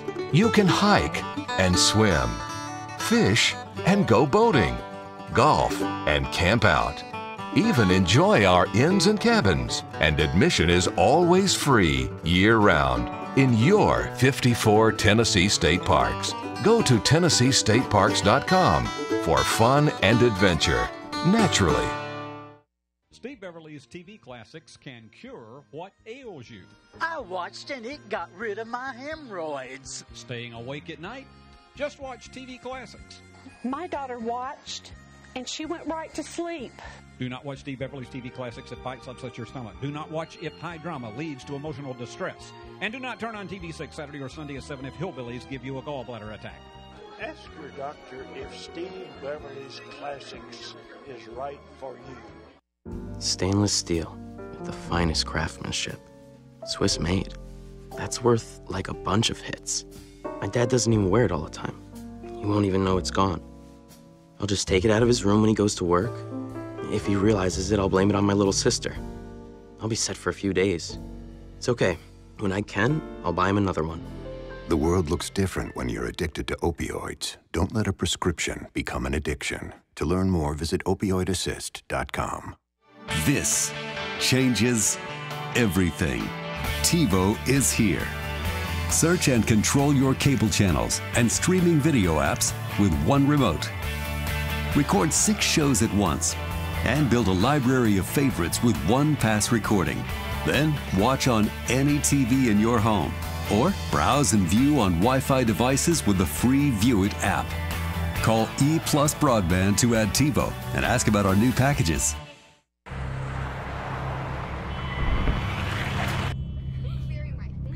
You wouldn't do that. So why do you do this? Distracted driving kills an average of 9 people and injures over 1,000 every day in America. Put down your phone. Lives depend on it. Don't drive intoxicated. Don't drive intoxicated. A sobering message from AAA. On a lawn mowing service, propane works for you. Propane can go where you go. Tanks easily changed, no spillage, quick transition, clean burn, increased energy efficiency. Propane, the affordable, clean alternative fuel wherever you mow. Find out more about JA's ProGas. Call 422-7500. Propane, the alternative fuel that makes sense. Part of JEA today. And back we are on E+ TV6. He's Reagan Smith. I'm Logan Whaley. And at the end of the first half, the Lady Bulldogs lead at West Alabama 37-24 here in the Gulf South Conference quarterfinals. Taking a look at what we saw in that first half, really balanced scoring for the Lady Bulldogs. Jada Smith leading all scorers with 8 points, followed by Jada Perkins, Avery Carpenter, and Morgan Martin with 6 each. Reachus and Graves with 3 each, and Emily Beard with 5 points for the Lady Bulldogs. And for the Lady Tigers, 6 points for Elaine Field and Mackenzie Parker, 5 points for Tasia Garrett-Hammett, 3 points for Bria Dent, and 4 for Latangela Walker. And really, you look at the first half as we get a look at the half stats here. The story so far, Reagan, and the second quarter really dictated a lot in terms of scoring. Union only shooting 29% from the field there in that second quarter alone, 4 of 14. But in the first half overall, shooting the ball 50% from the field. So you see West Alabama only shooting 29%. And this is a team that doesn't take a lot of threes, but they're 3 of 11 from downtown. West Alabama is 27%. You see the free throw line there. West Alabama actually 5 of 7 from the line for 71%, and Union 3 of 7 from the line, a team that is one of the best free throw shooting teams in the conference, not shooting well from the line. A good sign here for the Lady Bulldogs is the fact that they're out-rebounding West Alabama by 9, something that, truthfully, West Alabama doesn't do too often. They're a team that averages 39 rebounds a game and held to only 12 at the half here. And also the turnovers there, Union with a ton of turnovers, 11 to West Alabama's 8, but at the end of the day, it's Union using hot shooting from the field in that first quarter to really get to this 13-point lead. Oh, definitely. That second quarter was a lot more competitive, but the first quarter was when Union pulled away, used hot shooting. The second quarter, though, Union ran into some foul trouble with some unfortunate offensive mistakes and turnovers included in that really forced their starters to sit, and the bench didn't do a great job picking up the slack. And you look at the bench, too. Emily Beard with 5, Deja Graves with 3, Graves also with 7 rebounds, leading everybody. And so just a couple of players on the bench that are forced to play some significant minutes here with Kennedy Childers out due to an injury. But looking at the West Alabama side of things, only 24 points there in that first half. In the first quarter, you could tell they couldn't really settle into their offense, but the second quarter went a lot better for the Lady Tigers. What do they need to do to continue off of the momentum there in that second quarter? They need to keep drawing fouls. The thing about some good teams, they know how to get to the free throw line. Of course, also you have to convert once you get to the free throw line, or it doesn't matter much. Despite you can't get back in the scoring column without making any shots. And West Alabama, as we mentioned, 8 of 28 from the field, and again rebounding as well. Union leading the offensive rebounding category 7-3. Including, but here's the kicker: 4 second chance points off of those 7 offensive rebounds, and they also look at points off of turnovers too, as you saw on the screen. Union with 11 turnovers, West Alabama with 8. but West Alabama only capitalizing for 9 points off of those 11 turnovers, Union with 8 off of those 8. So looking ahead here at the second half, we'll see the starting 5 back out on the court for Union with Perkins, Smith, Carpenter, Reaches, and Martin. And I would assume that West Alabama will head to their starting 5 of Garrett Hammett, Dent, Field, Sams, and Daniels. And that's exactly what we'll see here. But scores around the Gulf South Conference. Lee up 28-17 over Alabama Huntsville, and that is in the second quarter at Cleveland. West Georgia up 13-10 over West Florida at the end of the first quarter there in Pensacola. A potential upset alert there. Yeah, that would be a stunner if West Florida were to drop out in the first round after, you know, being so hot, winning 13 in a row. Yeah, West Florida, one of the hottest teams in the conference, and, well, both teams are ready, but the referees are nowhere to be found. So this is a case where part of me just wants to spring up and don the black and white stripes, if you will. Yeah, I don't think they would like that too much. I think you might have an inherent bias, seeing as how you attend one of these schools. Well, it's true, but I mean, hey, you know, as a broadcaster, you can't have a bias. I mean, yes, this is Union basketball here on E+ TV 6, but at the same time, Gulf South Conference Tournament, as you see the meeting at the Mines here at center court between Rusty Cram and Coach Mark Campbell. And well, we can only assume the rapture happened. The referees, I don't know. But anyway, going now to Valdosta State. Speaking of Union on the men's side, Valdosta up 25-16 over the Bulldogs there in Valdosta. And early on, you see Taranda Smith, the named to the All-Gulf South Conference second team with 6 points for the Bulldogs leading the way. But again, the big key for Union that game, you got to stop Bo Justice. And a standing ovation. I can't believe it. The referees have made their way on the court, and these fans love it. Well, maybe the referees had a plan the whole time. The only way you will ever get a standing ovation from a crowd is when you come in late. Other than that, they hate you. These fans love it. It'll be West Alabama ball here to start the second half. Garrett Hammett with the ball with 5 points for the Lady Tigers. You know, refereeing is the only profession where they say you start perfect and you're expected to improve from there. That's true. No good there from 3. Perkins tried to force the pass with Reaches wide open. Leads to a turnover.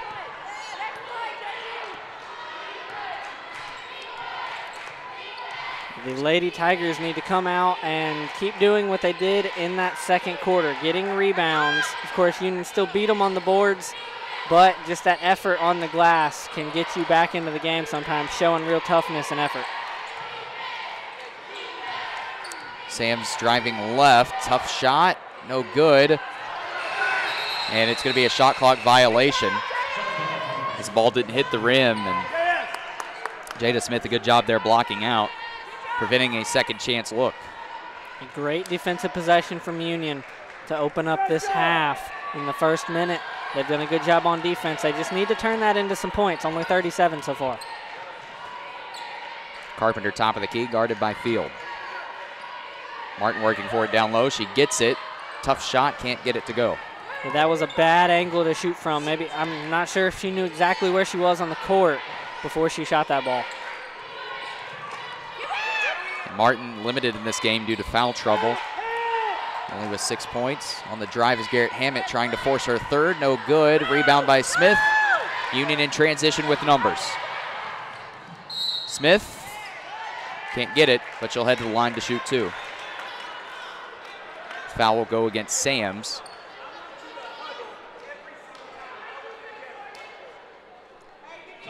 Both teams coming out the gates, slow shooting, you know, not able to convert any of these defensive stops into points so far in the first minute and a half. Smith can't get the first to go. Smith was 2 of 2 from the charity stripe. We'll see Latangela Walker check in for Dent.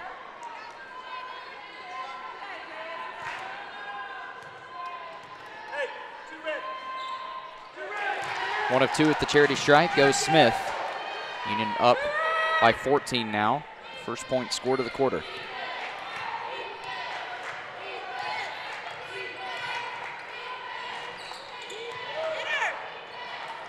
Sam's nearly lost the handle on it. Yeah, you can't afford to make careless mistakes like that. Unforced errors will kill you. As an 8 seed against a 1 seed, you can't do that. Jump ball, possession should go to the Lady Bulldogs. It does.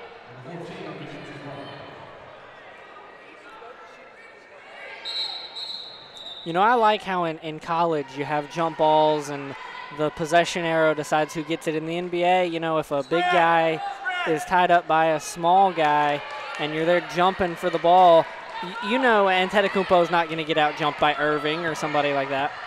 That's true. But in this instance, in college, you know, whoever ties it up, well, the possession arrow decides if you get it or not a jump ball. Perkins, not typically a three-point shooter, misses there, but Union will get a second look. Martin will get fouled by Garrett Hammett, her second.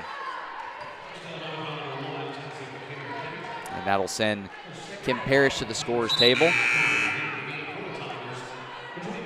She comes in from Kinsey Parker. So it'll be Martin set to inbound underneath. And between the end of last half and the start of this one, Lady Tigers have gone over 5 minutes without scoring. Third foul on Latangela Walker.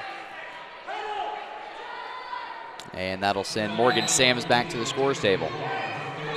Huge foul there as Walker has been a presence in this game. 4 points and 3 rebounds. See Rusty Cram in his 5th season. Cram spent 16 seasons at Georgia Southern and was a 2-time Southern Conference Coach of the Year. So brings a ton of coaching experience to the table. And Tiffany Reaches with a travel. Yeah, it was a good opportunity. She had a good shot to drive there and get a look, but just unfortunately shuffled her feet before she took off. And Reaches is somebody that this season has been more, I mean, you know, compared to other seasons where she has at least driven the basketball from time to time, she's been mainly a spot-up shooter for this team. I know that's something Coach Campbell probably wants to see her do more often, try to drive it to the rim. Field nearly traveled. Blocked by Martin. What a rejection there. She came out of nowhere to block a 3-point shot. And another jump ball with 6 to shoot.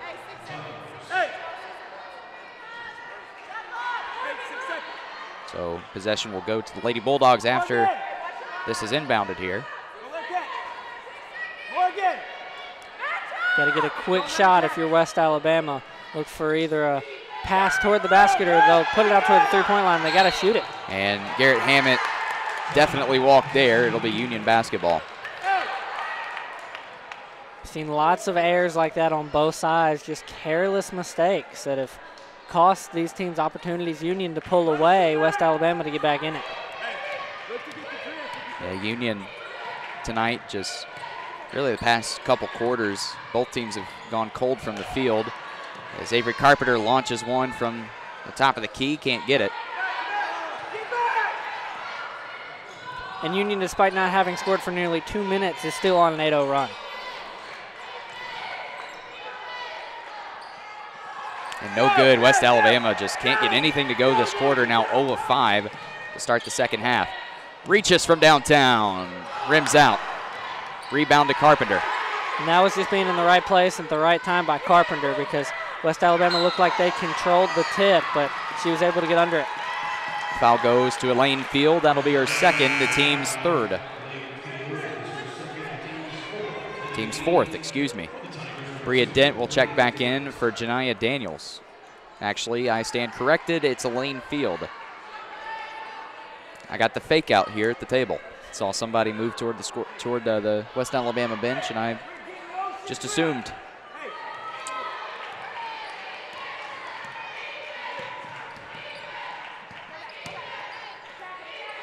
Perkins driving against Parrish. Tipped. Out of bounds, and it will stay with the Lady Bulldogs. Yeah, that was fortunate for Union that did not stay in bounds for the Lady Tigers. That was a bad pass, and West Alabama was right in the way. Reagan, I got to ask, did you flinch at all? Honestly, I didn't, but I was more concerned about this monitor sitting here that she almost ran into. Gotta protect the goods. Missed shot there. Carpenter with a good defense. Possession will stay with the Lady Tigers. If she ran into me, I can heal a broken bone, but if a computer chip breaks or anything, it won't heal itself. That's a very good point. Regis will check out. Emily Beard will check in. Hey, we got to look inside. We missed 6 outside shots in a row. Again, both teams have yet to hit a field goal here in this quarter. It was 37-24 at the half. Just that one free throw has made it a 14-point game here. Block by Martin. And you see Martin showing some emotion there. I'm sorry, when did Union offer a scholarship to Mutombo? 3 by Beard, rims out. Carpenter's there. Het rims out too. And the struggle continues for these two teams, unable to hit anything. And finally, Kim Parrish with the first field goal for either team in the half. They were 0 of 13 combined. What a weird start to the third quarter after Union put up a good amount in the first quarter. Their offense was really clicking. Since then, hasn't done much. They get it to Martin again. Tough shot, no good. She'll get fouled by Garrett Hammett. A big foul there. That's foul number 3. Martin will look to get going with her first points of the second half. And that'll take us to a media timeout. Both teams cooler than being cool, ice cold from the field here to start the second half. 2-1 is the score in the quarter in favor of West Alabama, but it's Union with a 38-26 edge here at the Fred DeLay Gymnasium. If you watch Steve Beverly's TV classics, you may get a snack. What do you say we toast some marshmallows, huh? It's with your host, Big Steve. Some people watch even if they don't like the host. Big Steve notwithstanding. What do smart viewers think? Oh, Mr. B, you're just a doozy. Steve Beverly's TV Classics, Saturday and Sunday from 7 to 10 on TV6.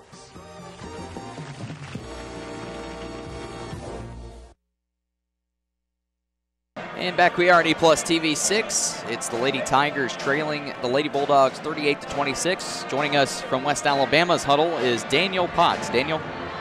Well, players tried to keep each other upbeat in that first half, but Coach told them when they got down, is this really what you consider your best basketball? And that's before they put together their run. But down double digits again here now in the second half, they will have to find another spark of energy from somewhere to get back in this game. And you look at this team as a whole, this is a team that really spreads the love when it comes to scoring. Top 3 scorers really only averaging just over 10 points a game with the exception of Dent, who's at 9.9. And here tonight it's Elaine Field and Mackenzie Parker. And Parker, someone who only averages 5 a game. Field and Parker lead the way for the Lady Tigers with 6 points. So Martin connects with her first free throw.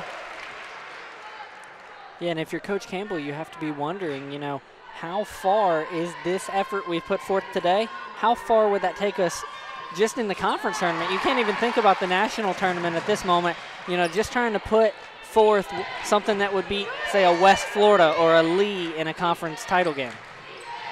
Well, and if you're Coach Campbell, you just want to focus on this game and finishing this game strong. As foul there will go on Emily Beard, and that'll be her second. But speaking of the Gulf South Conference Tournament, we'll take you around the GSC. Is just getting underway in Cleveland, Mississippi at Delta State. And Valdosta State, the winner of that game, will face the winner of this game here at the Fred DeLay Gymnasium. Morgan, switch with JV! Other games going on. West Georgia holding on to a 22-17 lead with under 5 to play in the second quarter in Pensacola. 3 no good by Dent. Janiah Daniels with an offensive rebound, and she traveled. It'll be Union basketball. Lee leading Alabama Huntsville 44-36. That game just under 30 seconds to play in the first half down there in Cleveland, Tennessee. Well, those teams seem to be shooting the ball very well. Carpenter got it. Carpenter with 8 for the Lady Bulldogs. Finally a field goal here for Union. This whole first 6 minutes, they'd been without one until then. Union now 1 of 8 in the quarter, 0 of 5 from downtown. They have more points off of free throws than field goals. The jump stop, and they'll call a blocking foul on Jada Perkins. I don't know, she looked set to me. That'll be her 3rd. Coach Campbell can't believe it. Yeah, a big foul. She'll probably have to sit with 3 fouls, maybe for the rest of the quarter. Just see if they decide to leave her in or not.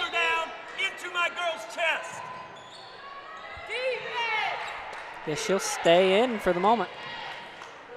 Daniels, tough shot, no good. Smith with the rebound.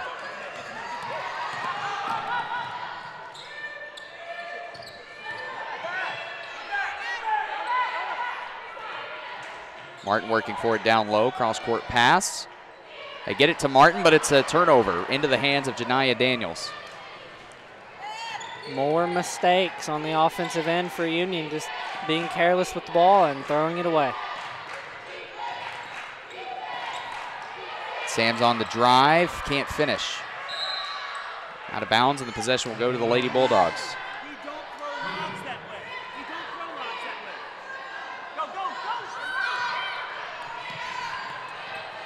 And Union trying to catch West Alabama before they could get set. Unfortunately, they just weren't able to get open for a shot. Martin really working for it. And a lot of contact, but no call. But Perkins will head to the line to shoot 2. And a technical foul has been assessed on Union. Is that on Martin? I believe they'll call it on Martin. It was as soon as the foul was called. And that'll be her 3rd. Graves will head to the scorer's table. And I believe that these 2 teams will just trade free throws, and the possession will go to West Alabama.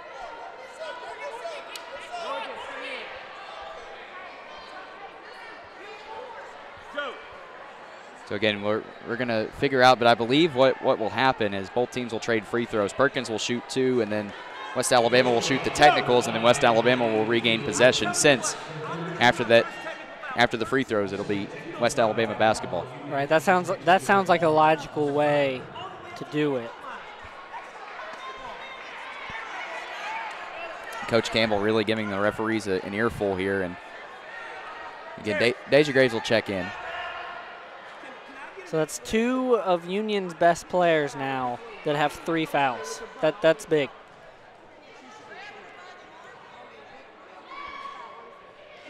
So Sams will hit the first free throw. Sams is technically the team's best free throw shooter at 70%, but 16 of 23.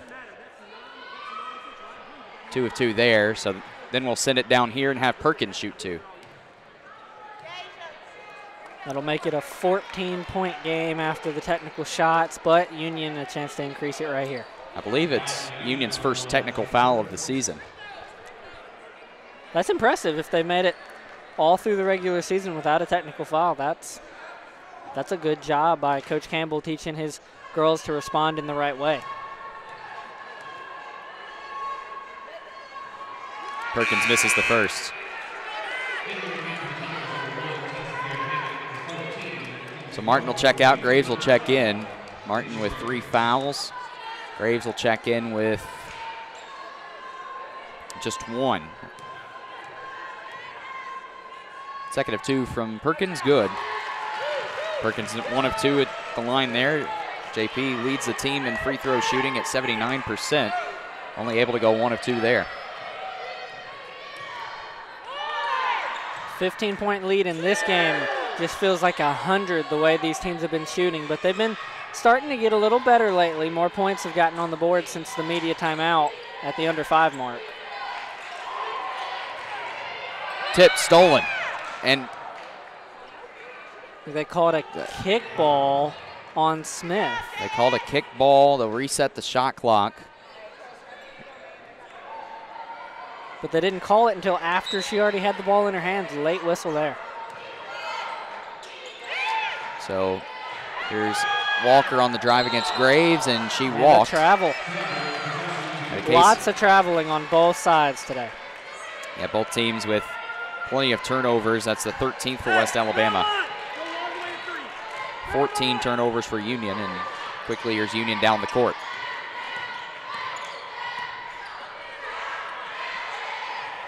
Beard from the far corner, long.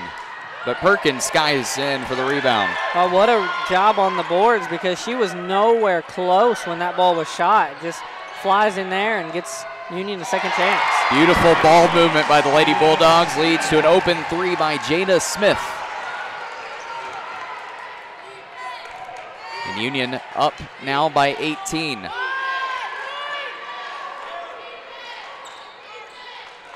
Lady Tigers moving the ball around, and they'll settle for a jump shot, and it goes. Tangela Walker leading this team in field goal percentage, coming in shooting 51%, gets it to go there. But on the other end, Jada Smith, too easy. What a sweet shot she has. Smith now with 14, leading all scorers. Only player today to score in double figures. Walker, tough shot, no good, but over the back is Bria Dent. And that'll send Jada Smith to the charity stripe to shoot two, with Union being in the bonus. Yeah, Smith 5 for 7 from the floor today, 1 for 2 from the three-point line. She's having a very successful day in which really everybody else has had problems getting it to go in the hoop.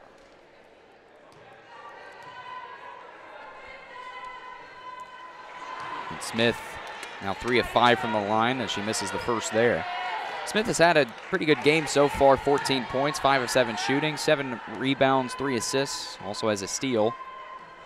0 of 2 from the line is Smith. That's a rarity for Smith, a 77% free throw shooter. Smith and Field are the only players in this game, 1 for Union and 1 for West Alabama, to have scored a 1, a 2, and a 3 today. And again, just unfortunate there is West Alabama just unable to get anything to fall here in this quarter. Smith with it. She goes over the top to Graves, help defense, but Union able to recover. Lucky to retain possession on that play. And Emily Beard will head to the line to shoot two after the foul on Dent. And for Bria Dent, that will be her 4th. So I have to play careful here. So Emily Beard will head to the line, where she is 2 of 4 on the season. First of 2, good. West Georgia maintaining that lead on West Florida. They've got it 29-20. Looks like it's at halftime. And other scores around the conference. You got Lee at halftime against Alabama Huntsville as Beard goes 2 of 2 there. 45-36 is the score as the Lady Flames lead the Lady Chargers. Inside, Walker against Graves. Nice power move there by Walker. Coach Campbell wants a 2-for-1 opportunity. We'll see if they have enough time. Beard from downtown, got it. And killed the shot clock there. Yeah, just with the clock not stopping after the shot, West Alabama was able to wait until under 30 seconds to inbound it. Parker from downtown, no good. Got to question the shot selection there. They did have the last shot, but when you're down by 21, I guess you just let it fire. Yeah, I mean, 21 or 23, you know, it's not a huge difference at the end of the third quarter. Smith got fouled on the shot. She'll head to the line looking to redeem herself after going 0 for 2 in her last one out.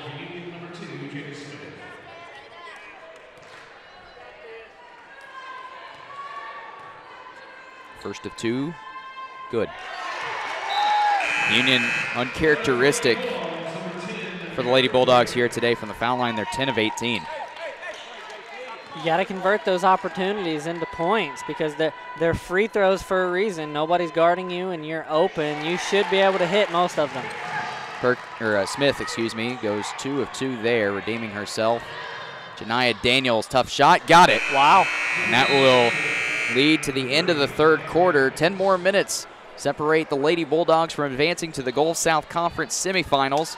We'll find out if Union is able to do it or if West Alabama can pull off a comeback when we come back from the break here on E+ TV 6. So I'm just going to pour it right over top of it. Hey!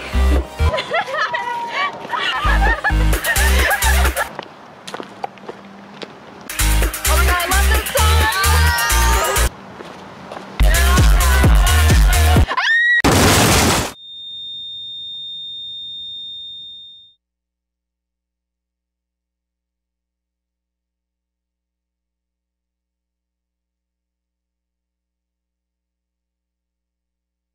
And back we are on E+ TV 6. Heading now to the fourth quarter here. It's Union up over West Alabama 55-34 in Reagan. West Alabama just couldn't get anything to go in that third quarter. Well, yeah, Union as well to begin the quarter. They both had trouble, but Union ended up finding their stroke late in that third quarter and able to extend that lead up to 21 points. It looks insurmountable, honestly, from the 34 that they've put up in the first three quarters. I don't know if they can get 21 in the next 10 minutes. They'll have to turn it on from deep. They'll have to hit threes. They'll have to rebound better, and they'll have to stay out of foul trouble. Dent has 4 fouls. That'll be huge coming down in the final minutes of this game. The Lady Tigers open the fourth quarter without Dent on the court, the 5 they have. Field, Walker, Parker, Garrett Hammett, and Janiah Daniels. And for the Lady Bulldogs, it's Perkins, Beard, Carpenter, Smith, and Graves, the 5 out there. And you hate to start the fourth quarter without your best lineup out there, Dan. A solid starter for the Tigers. Just unable to control the fouling in the first 30 minutes of this one.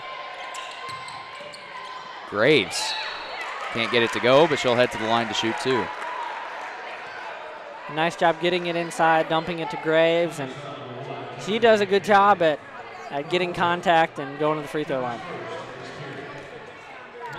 So Graves will head back to the line where she is 1 of 2 from the charity stripe today.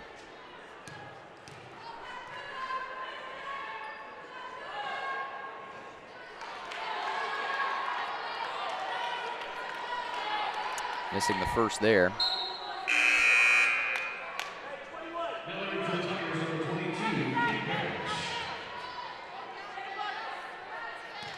It's Parrish coming in for the Lady Tigers. Second of 2. Got it. Well, that's been the way Union has been scoring at the beginning of that third quarter, and then up to now. If they can't put a field goal in, they draw fouls and hit their free throws. Of course, that make them 12 for 20 now today. 3 is good from Mackenzie Parker. Parker has shot the ball well today. Her third 3, give her 9. The leading scorer, I believe, for the Lady Tigers with 9 points, Parker.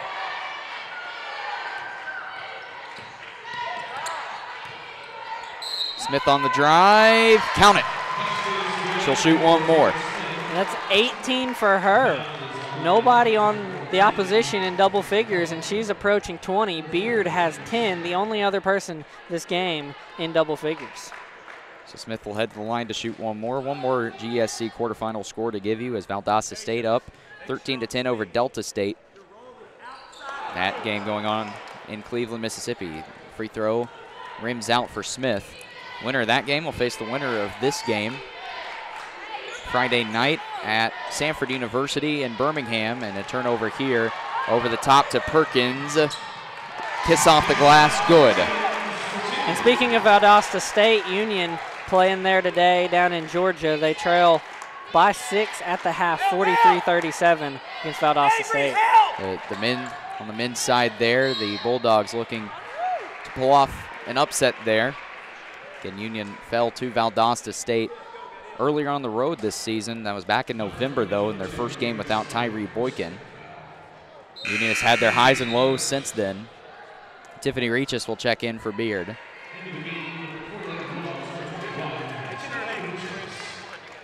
Yeah, that would be a true upset. Valdosta, a team who has their eye already on the tournament. They're pretty sure that they have a spot, and they're just looking to improve their seeding with this conference tournament. Regis can't connect, but Avery Carpenter, with a rebound. Yeah, what a rebound from Carpenter. That was full extension getting that ball. Second time, not the charm there for Regis, and Tiffany Regis has been cold from the field. 1 of 7 from downtown.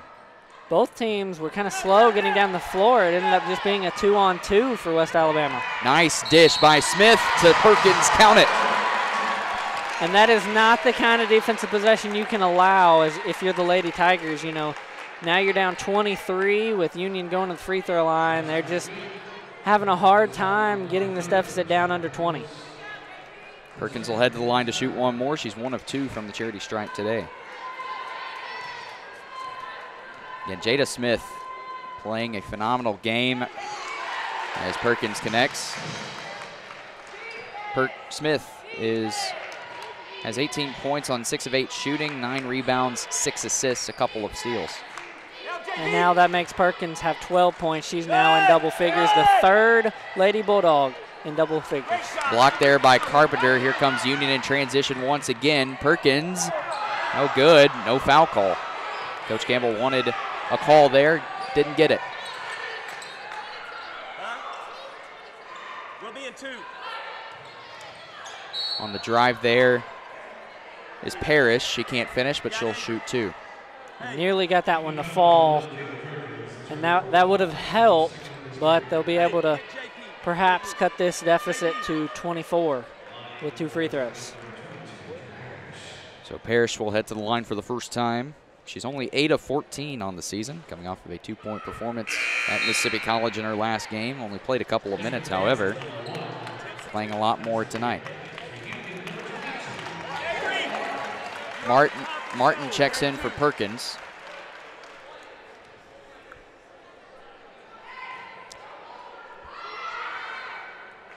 Two of 2 there is Parrish. Dent will check in.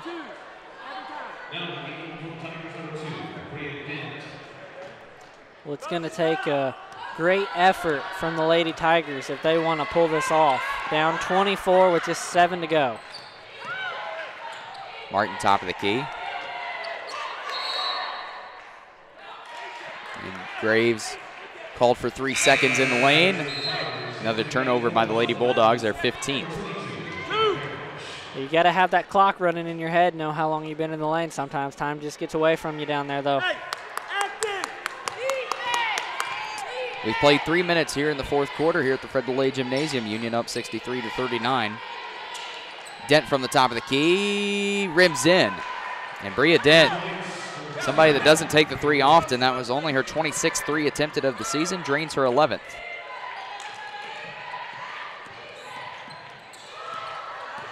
A good job by the Tigers there, not allowing Smith that free throw line jumper that she so often knocks down. Graves, a free throw line jumper, missing right. Yeah, not the best offensive series from Union. Yeah, don't think Coach Campbell wanted that shot there from Deja Graves. I believe that's the first jump shot she's taken all season. Graves with a block.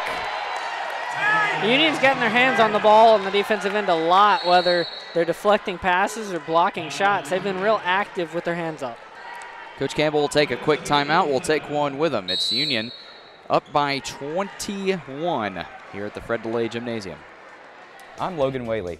West Tennessee This Week is your weekend look at the top stories that are affecting your life.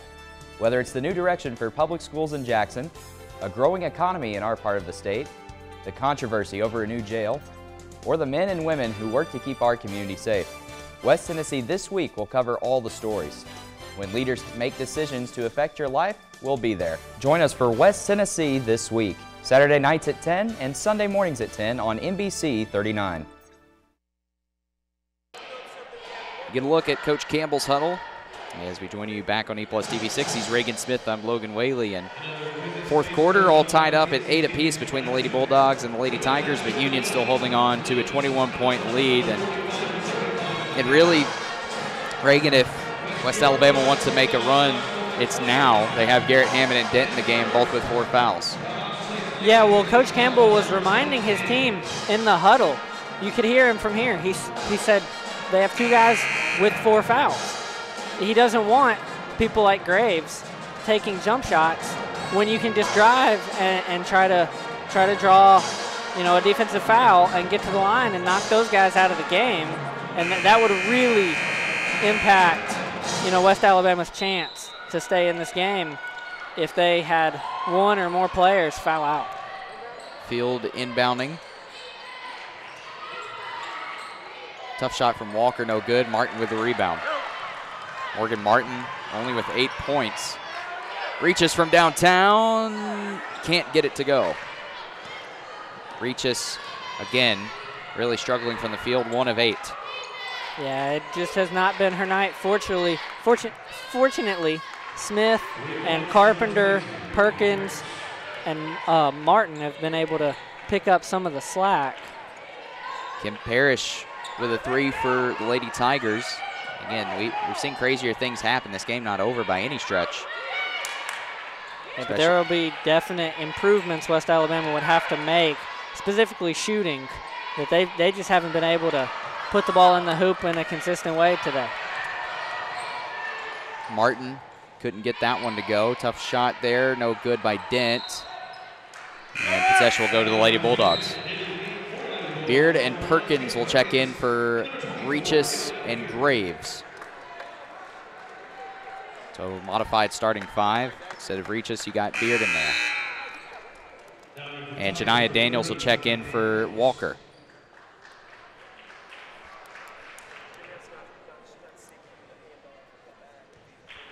So here's Perkins. As we approach immediate timeout.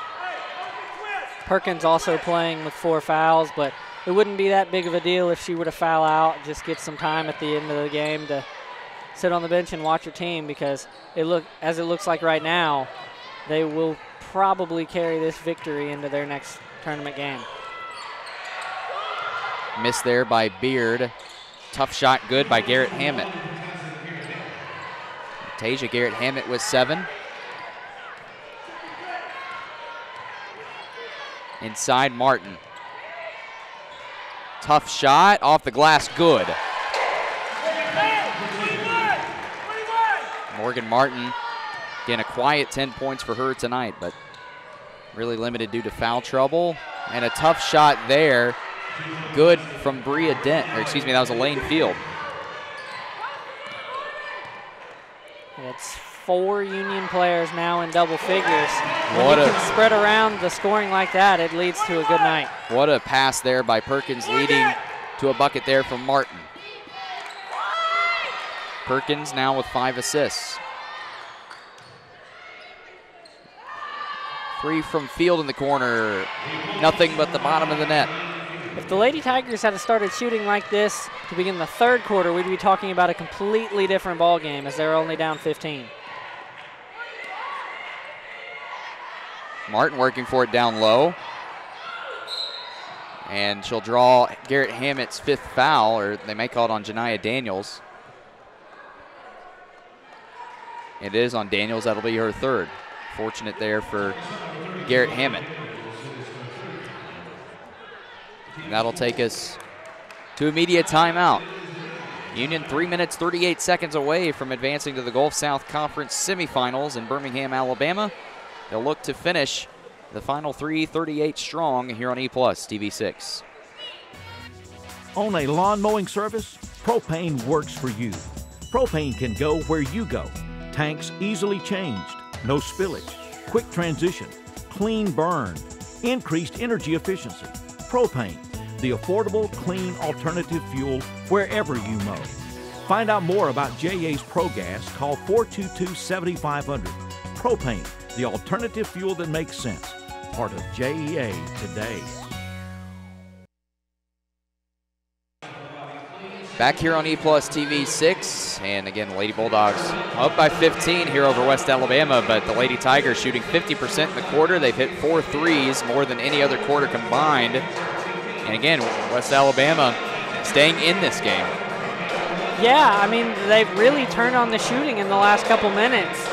You know, you just wonder how different this game would be if they had just had a percentage, you know, that was a reasonable shooting percentage in the rest of this game, because they've been able to really slowly cut it to 15. So Union looking to use free throws here for Morgan Martin to extend this lead. Martin with 12 points, only 2 rebounds here tonight. Has 3 blocks, however. Again, Martin, again, an underrated aspect of her game is her defense. Has now 42 blocks on the season, which is the most in the Gulf South Conference. First of 2 good. Also with now on the season 32 steals, which is just good for over 1 a game.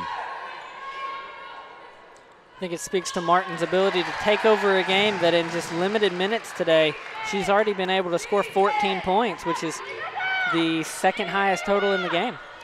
14 points in 19 minutes. 3 rims out by Kim Parrish. Here's Union now going the other way. Smith inside Martin again. Tough shot, no go. Another thing that can tell you how good Union has been shooting the ball compared to West Alabama. Union has the 3 leading scorers today. The and one there from Elaine Field. The foul going to Emily Beard, her 3rd. And of course, by the time I get that out of my mouth, Field becomes the 3rd highest scorer of the game. Leading the way for this West Alabama team with 13 points. Her season high is 19 points, which was against Union the last time these 2 teams met. Well, Field does not want to see her career end at this gym today. She's doing whatever she can to make sure she at least gets 1 more game in Birmingham. Perkins with it.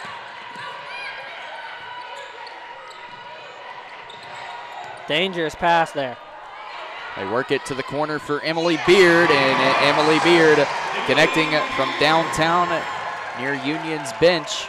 Give her 13. And a good night from her as well, contributing 13 off the bench. She's really helped Union stay afloat while Martin was out with foul trouble. And on the defensive end, picks up her 4th foul. 4 fouls for both teams, as you see a look at the Union bench. In depth was something that Coach Campbell mentioned in the pregame show, with Kennedy Childers out indefinitely due to an injury. And again, we saw that take place against Christian Brothers. Really just an awful injury there. Knee injury as the basket good by the Lady Tigers' Bria Dent. Yeah, Beard's been forced to play 25 minutes today. That's the reason she's been able to get 13 points and 4 fouls off the bench. Just extended playing time, but she's done well with it. Martin smooth up and under. I'm not sure how many steps she took, but the referees say less than 3. And Coach Cram will take a timeout with just over 2 minutes to play. Union up big here over West Alabama. We'll be right back after these messages. Steve Beverly's TV Classics can cure what ails you. I watched and it got rid of my hemorrhoids. Staying awake at night? Just watch TV Classics. My daughter watched and she went right to sleep. Do not watch Steve Beverly's TV Classics. It bites upsets your stomach. Do not watch if high drama leads to emotional distress. And do not turn on TV6 Saturday or Sunday at 7 if hillbillies give you a gallbladder attack. Ask your doctor if Steve Beverly's Classics is right for you. Back here on E-Plus TV6, he's Reagan Smith. I'm Logan Whaley. And Gulf South Conference quarterfinal matchup here between Union and West Alabama. Other games around the GSC, Valdosta State up 21-16 over Delta State. The winner of that game will face winner this game here today. West Georgia holding on to the lead over West Florida, 31-24 the score in the 3rd quarter. Lee up 10 over Alabama Huntsville, 55-45 in Cleveland. It's a shot missed there, but the offensive rebound by Garrett Hammett. She'll get fouled by Martin, and that'll be her 4th.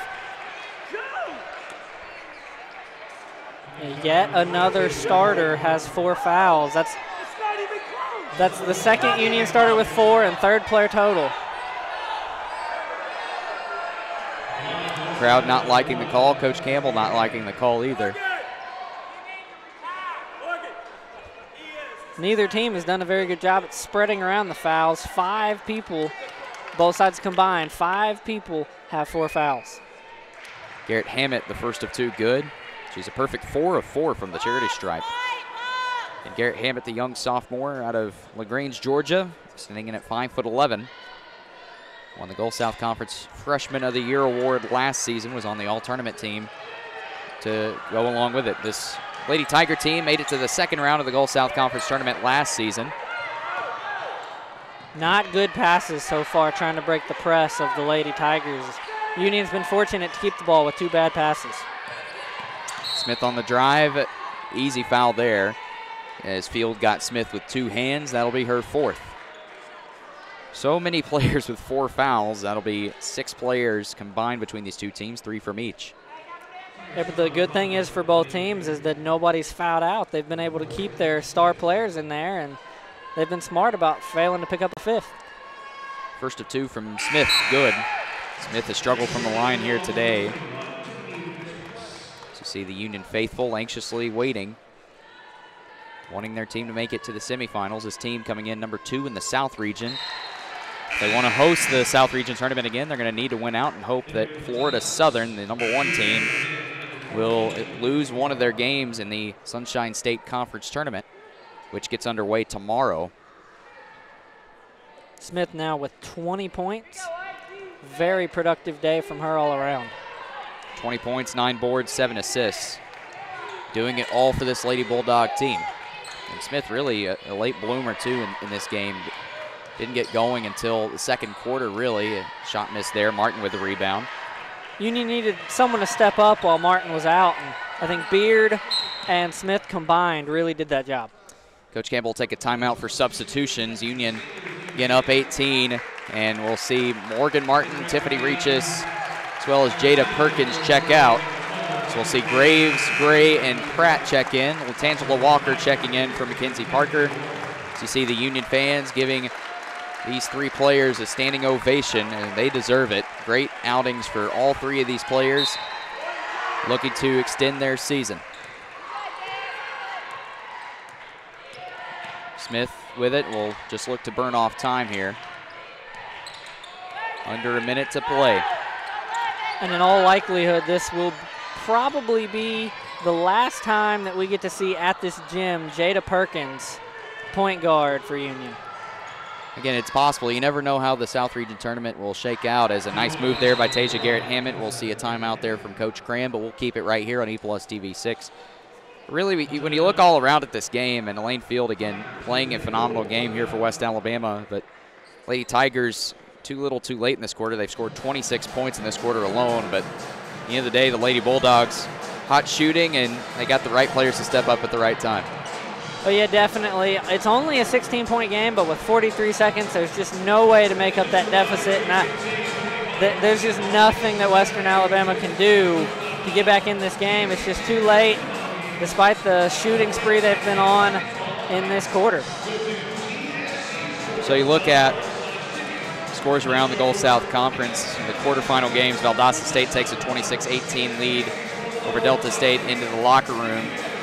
On the men's side, Valdosta State and Union really close there, 55-54 in favor of Valdosta State with just under 13 to play in the second half.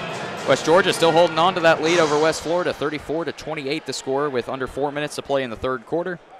And then in Cleveland, Tennessee, Lee extending their lead over Alabama Huntsville, 61-45 is the score. Taylor Bogus leading the way with 17 points for Lee. And again, Lee, a scary team to face in this Gulf South Conference tournament. West Florida starting to storm back. They're only down 3. Tony Brewer with 20 points and 13 rebounds for West Florida. That is a matchup nightmare for any team in this tournament. Yeah, West Florida has won 13 in a row. I was reading a NCAA.com article about 5 teams in Division II women's basketball you don't want to face right now. They were one of those 5. And again, they don't just have Neiman and They don't just have Neiman and Brewer. They also have Anna Hall, somebody that really does it all for that team. Not really a prolific scorer, but rebounds well, passes well. One of the tops on the team in assists. To go along with rebounding. Late foul there. We'll send Jada Smith to the line. It's always a good thing when you can spread around the scoring and not have to rely on one player to carry you, because say that player has a bad game, then your team, of course, has a bad game. But it's less likely when you have 3 or 4 very good players that they'll all have bad games at the same time. So Bria Dent fouls out. Kim Parrish check in, and that is an incredible freshman campaign for Bria Dent. Dent, a 4-time Gulf South Conference Freshman of the Week, had 9 double-doubles this season, 3 in her last 5 games, had 5 in a row in January, and again, one of the premier players. A lot to look forward to for this West Alabama team with Garrett Hammond at Dent. They do graduate a couple of guards as Smith can't connect on the second free throw. They do graduate Elaine Field. They graduate Morgan Sams. They'll graduate Mackenzie Parker, Latangela Walker, Sydney Bozeman, Kim Parrish, Chloe Culpepper. This is a senior-led team, but again, Coach Cram looking to rebuild. Yeah, both sides in this game really veteran teams who have been together for a while and know what they're doing. And again, with the injuries to Culpepper and Bozeman, you got to wonder if they will be back next year due to a red shirt. So that's something to keep an eye out on for next year. Union will dribble out the clock here, and they will advance to the Gulf South Conference semifinals. As the clock winds down, the Lady Bulldogs advance to the Gulf South Conference semifinals. They win tonight over West Alabama 77-60. Union improves to 27-2 on the season. For West Alabama, their season ends at 11-18. They will play the winner of Valdosta State and Delta State. Valdosta State currently up 8 over the Lady Statesmen. We'll see if that holds, and if it does, that game will be played at Birmingham, Alabama at Samford University. That's coming up March 9th. And oh goodness, you don't want to see that. You don't want to see that on the field. We get the camera off of that, and again, this Union team will play, again, looks like either Valdosta or Delta State. Again, you don't want to see that on the court. Oh my goodness, Elaine Field.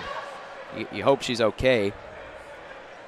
But either way, previewing the final of this game, and the story is Jada Smith with 21 points, 9 rebounds, and 7 assists.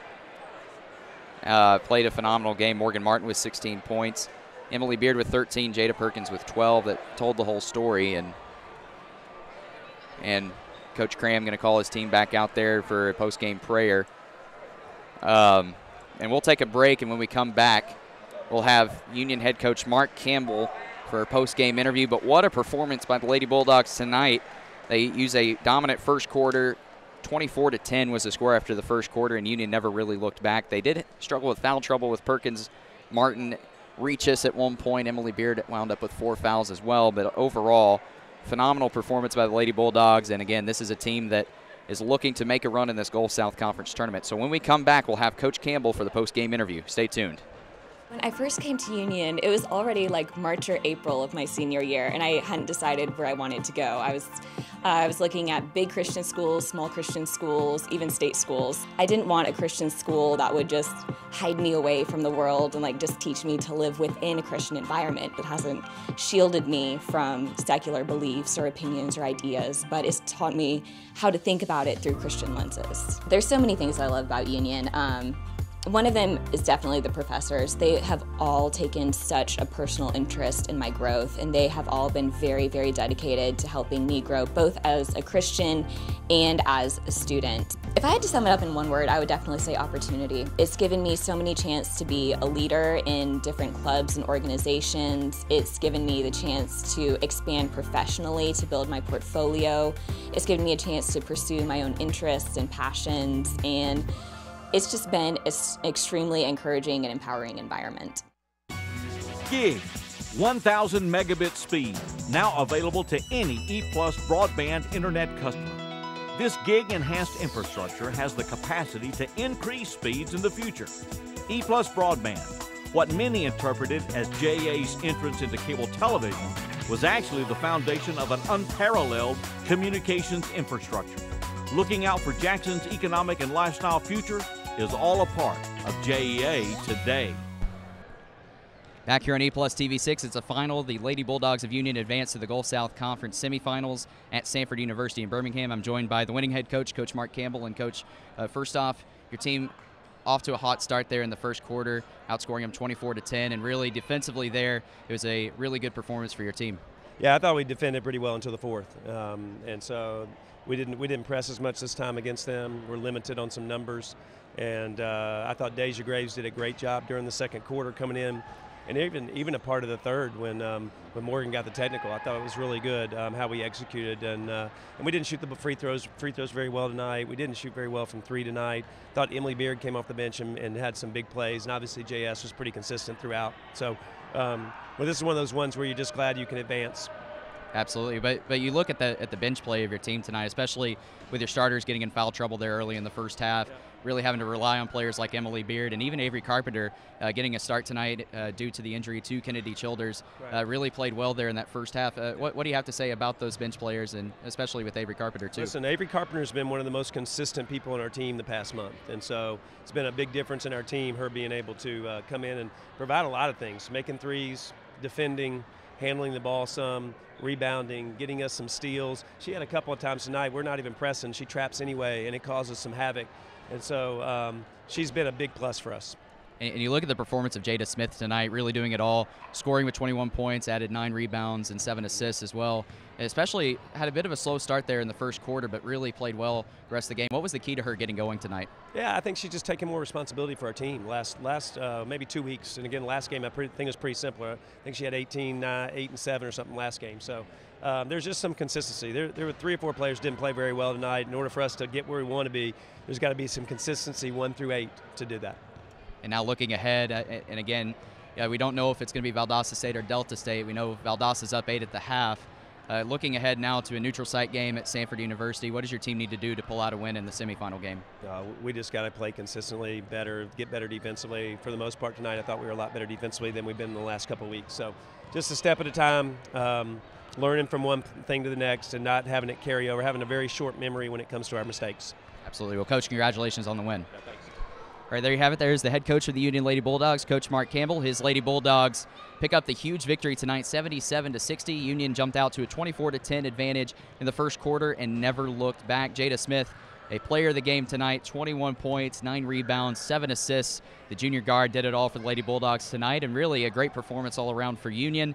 Didn't really have a whole lot of depth there, especially with Morgan Martin getting into foul trouble, but at the end of the day, a great performance all around for the Lady Bulldogs. They will face the winner of Valdosta State and Delta State at Sanford University in Birmingham, Alabama. That will be Friday. But coming up next, Reagan and I will break down the final stats, and we'll give you a preview of what's next for Union coming up after this. So I'm just going to pour it right over top. Hey!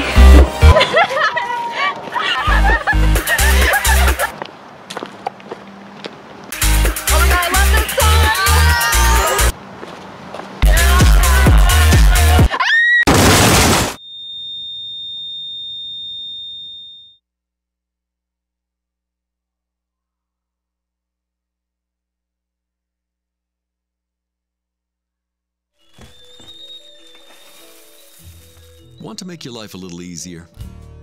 Now you can manage your Jackson Energy Authority account online. View statements, pay your bill, set up reminders, or recurring payments. Spend more time with your family, not your bills.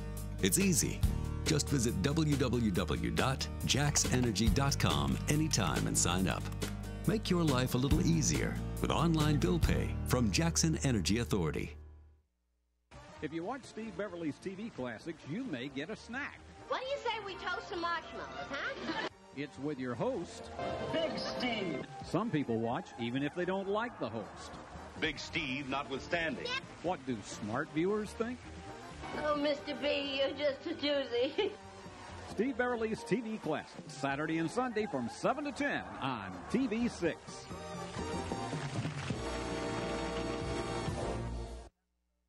Propane, 95% generated in the U.S. is a gas that works anywhere.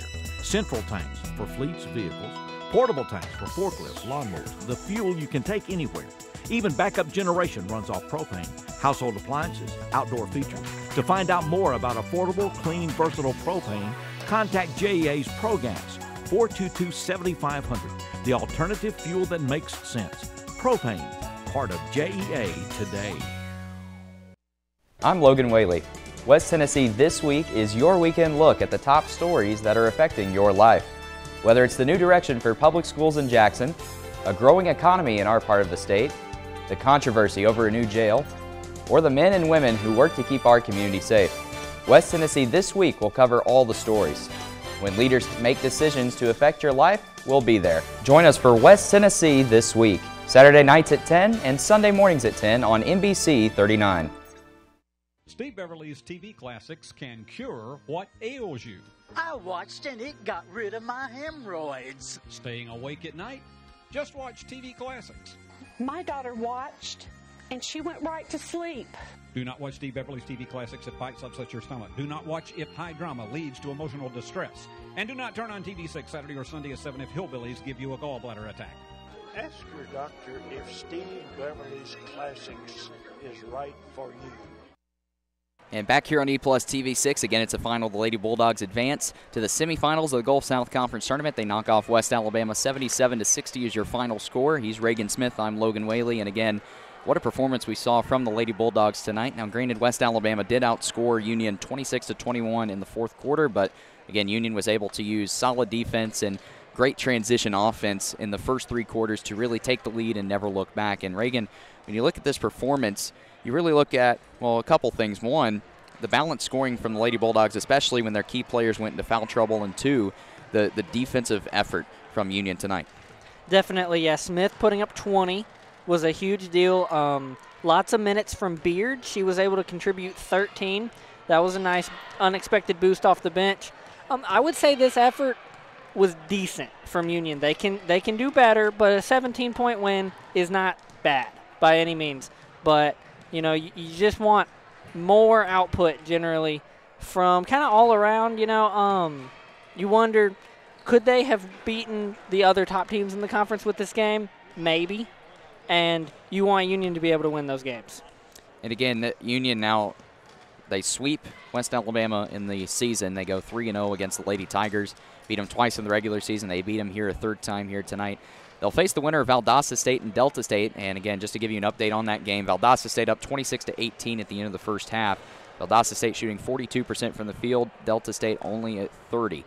So again, you never know who you're going to face in the semifinals. But again, Birmingham, Alabama, Samford University, always a fun time, and it's going to be a fun atmosphere there. But you look at this game, and as we look at the final stats here, Union shot the ball extremely well from the field, 45%. But again, the three-point percentages you see there, only 7 of 25 from downtown.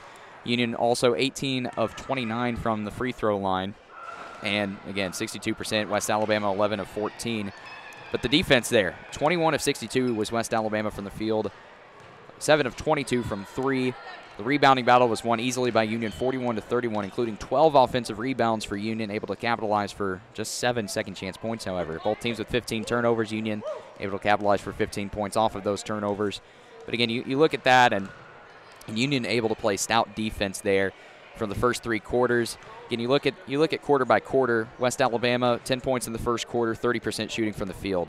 Second quarter, 5 of 18, 28% from the field. Third quarter, 10 points, 25% from the field, 4 of 16. So really, it's that defense that Union employed. Even through foul trouble, they were able to use their bench depth to their advantage tonight. Right, and also with Graves coming off the bench, helping Union to out-rebound a team who was fourth in the conference in rebounding, second in offensive rebounding, able to beat them in both of those categories. Really, that is what set Union apart in this game from West Alabama in the 17-point win. And again, you look at the top scorers for Union, 21 points for Smith, 16 for Martin in only 22 minutes, 13 for Beard off the bench, and 12 for Perkins, 8 from Carpenter and 3 from Reaches, 4 from Graves to go along with 9 rebounds. Graves had a big role off the bench tonight, 2 blocks as well. But we're going to take a quick commercial break, and when we come back, we'll give you a rundown of how things are going in the Gulf South Conference quarterfinals, and then we'll wrap things up here at the desk. Don't go anywhere. Steve Beverly's TV Classics can cure what ails you. I watched and it got rid of my hemorrhoids. Staying awake at night? Just watch TV Classics. My daughter watched and she went right to sleep. Do not watch Steve Beverly's TV Classics if bikes upset your stomach. Do not watch if high drama leads to emotional distress. And do not turn on TV6 Saturday or Sunday at 7 if hillbillies give you a gallbladder attack. Ask your doctor if Steve Beverly's Classics is right for you. Want to make your life a little easier? Now you can manage your Jackson Energy Authority account online. View statements, pay your bill, set up reminders, or recurring payments. Spend more time with your family, not your bills. It's easy. Just visit www.jaxenergy.com anytime and sign up. Make your life a little easier with online bill pay from Jackson Energy Authority.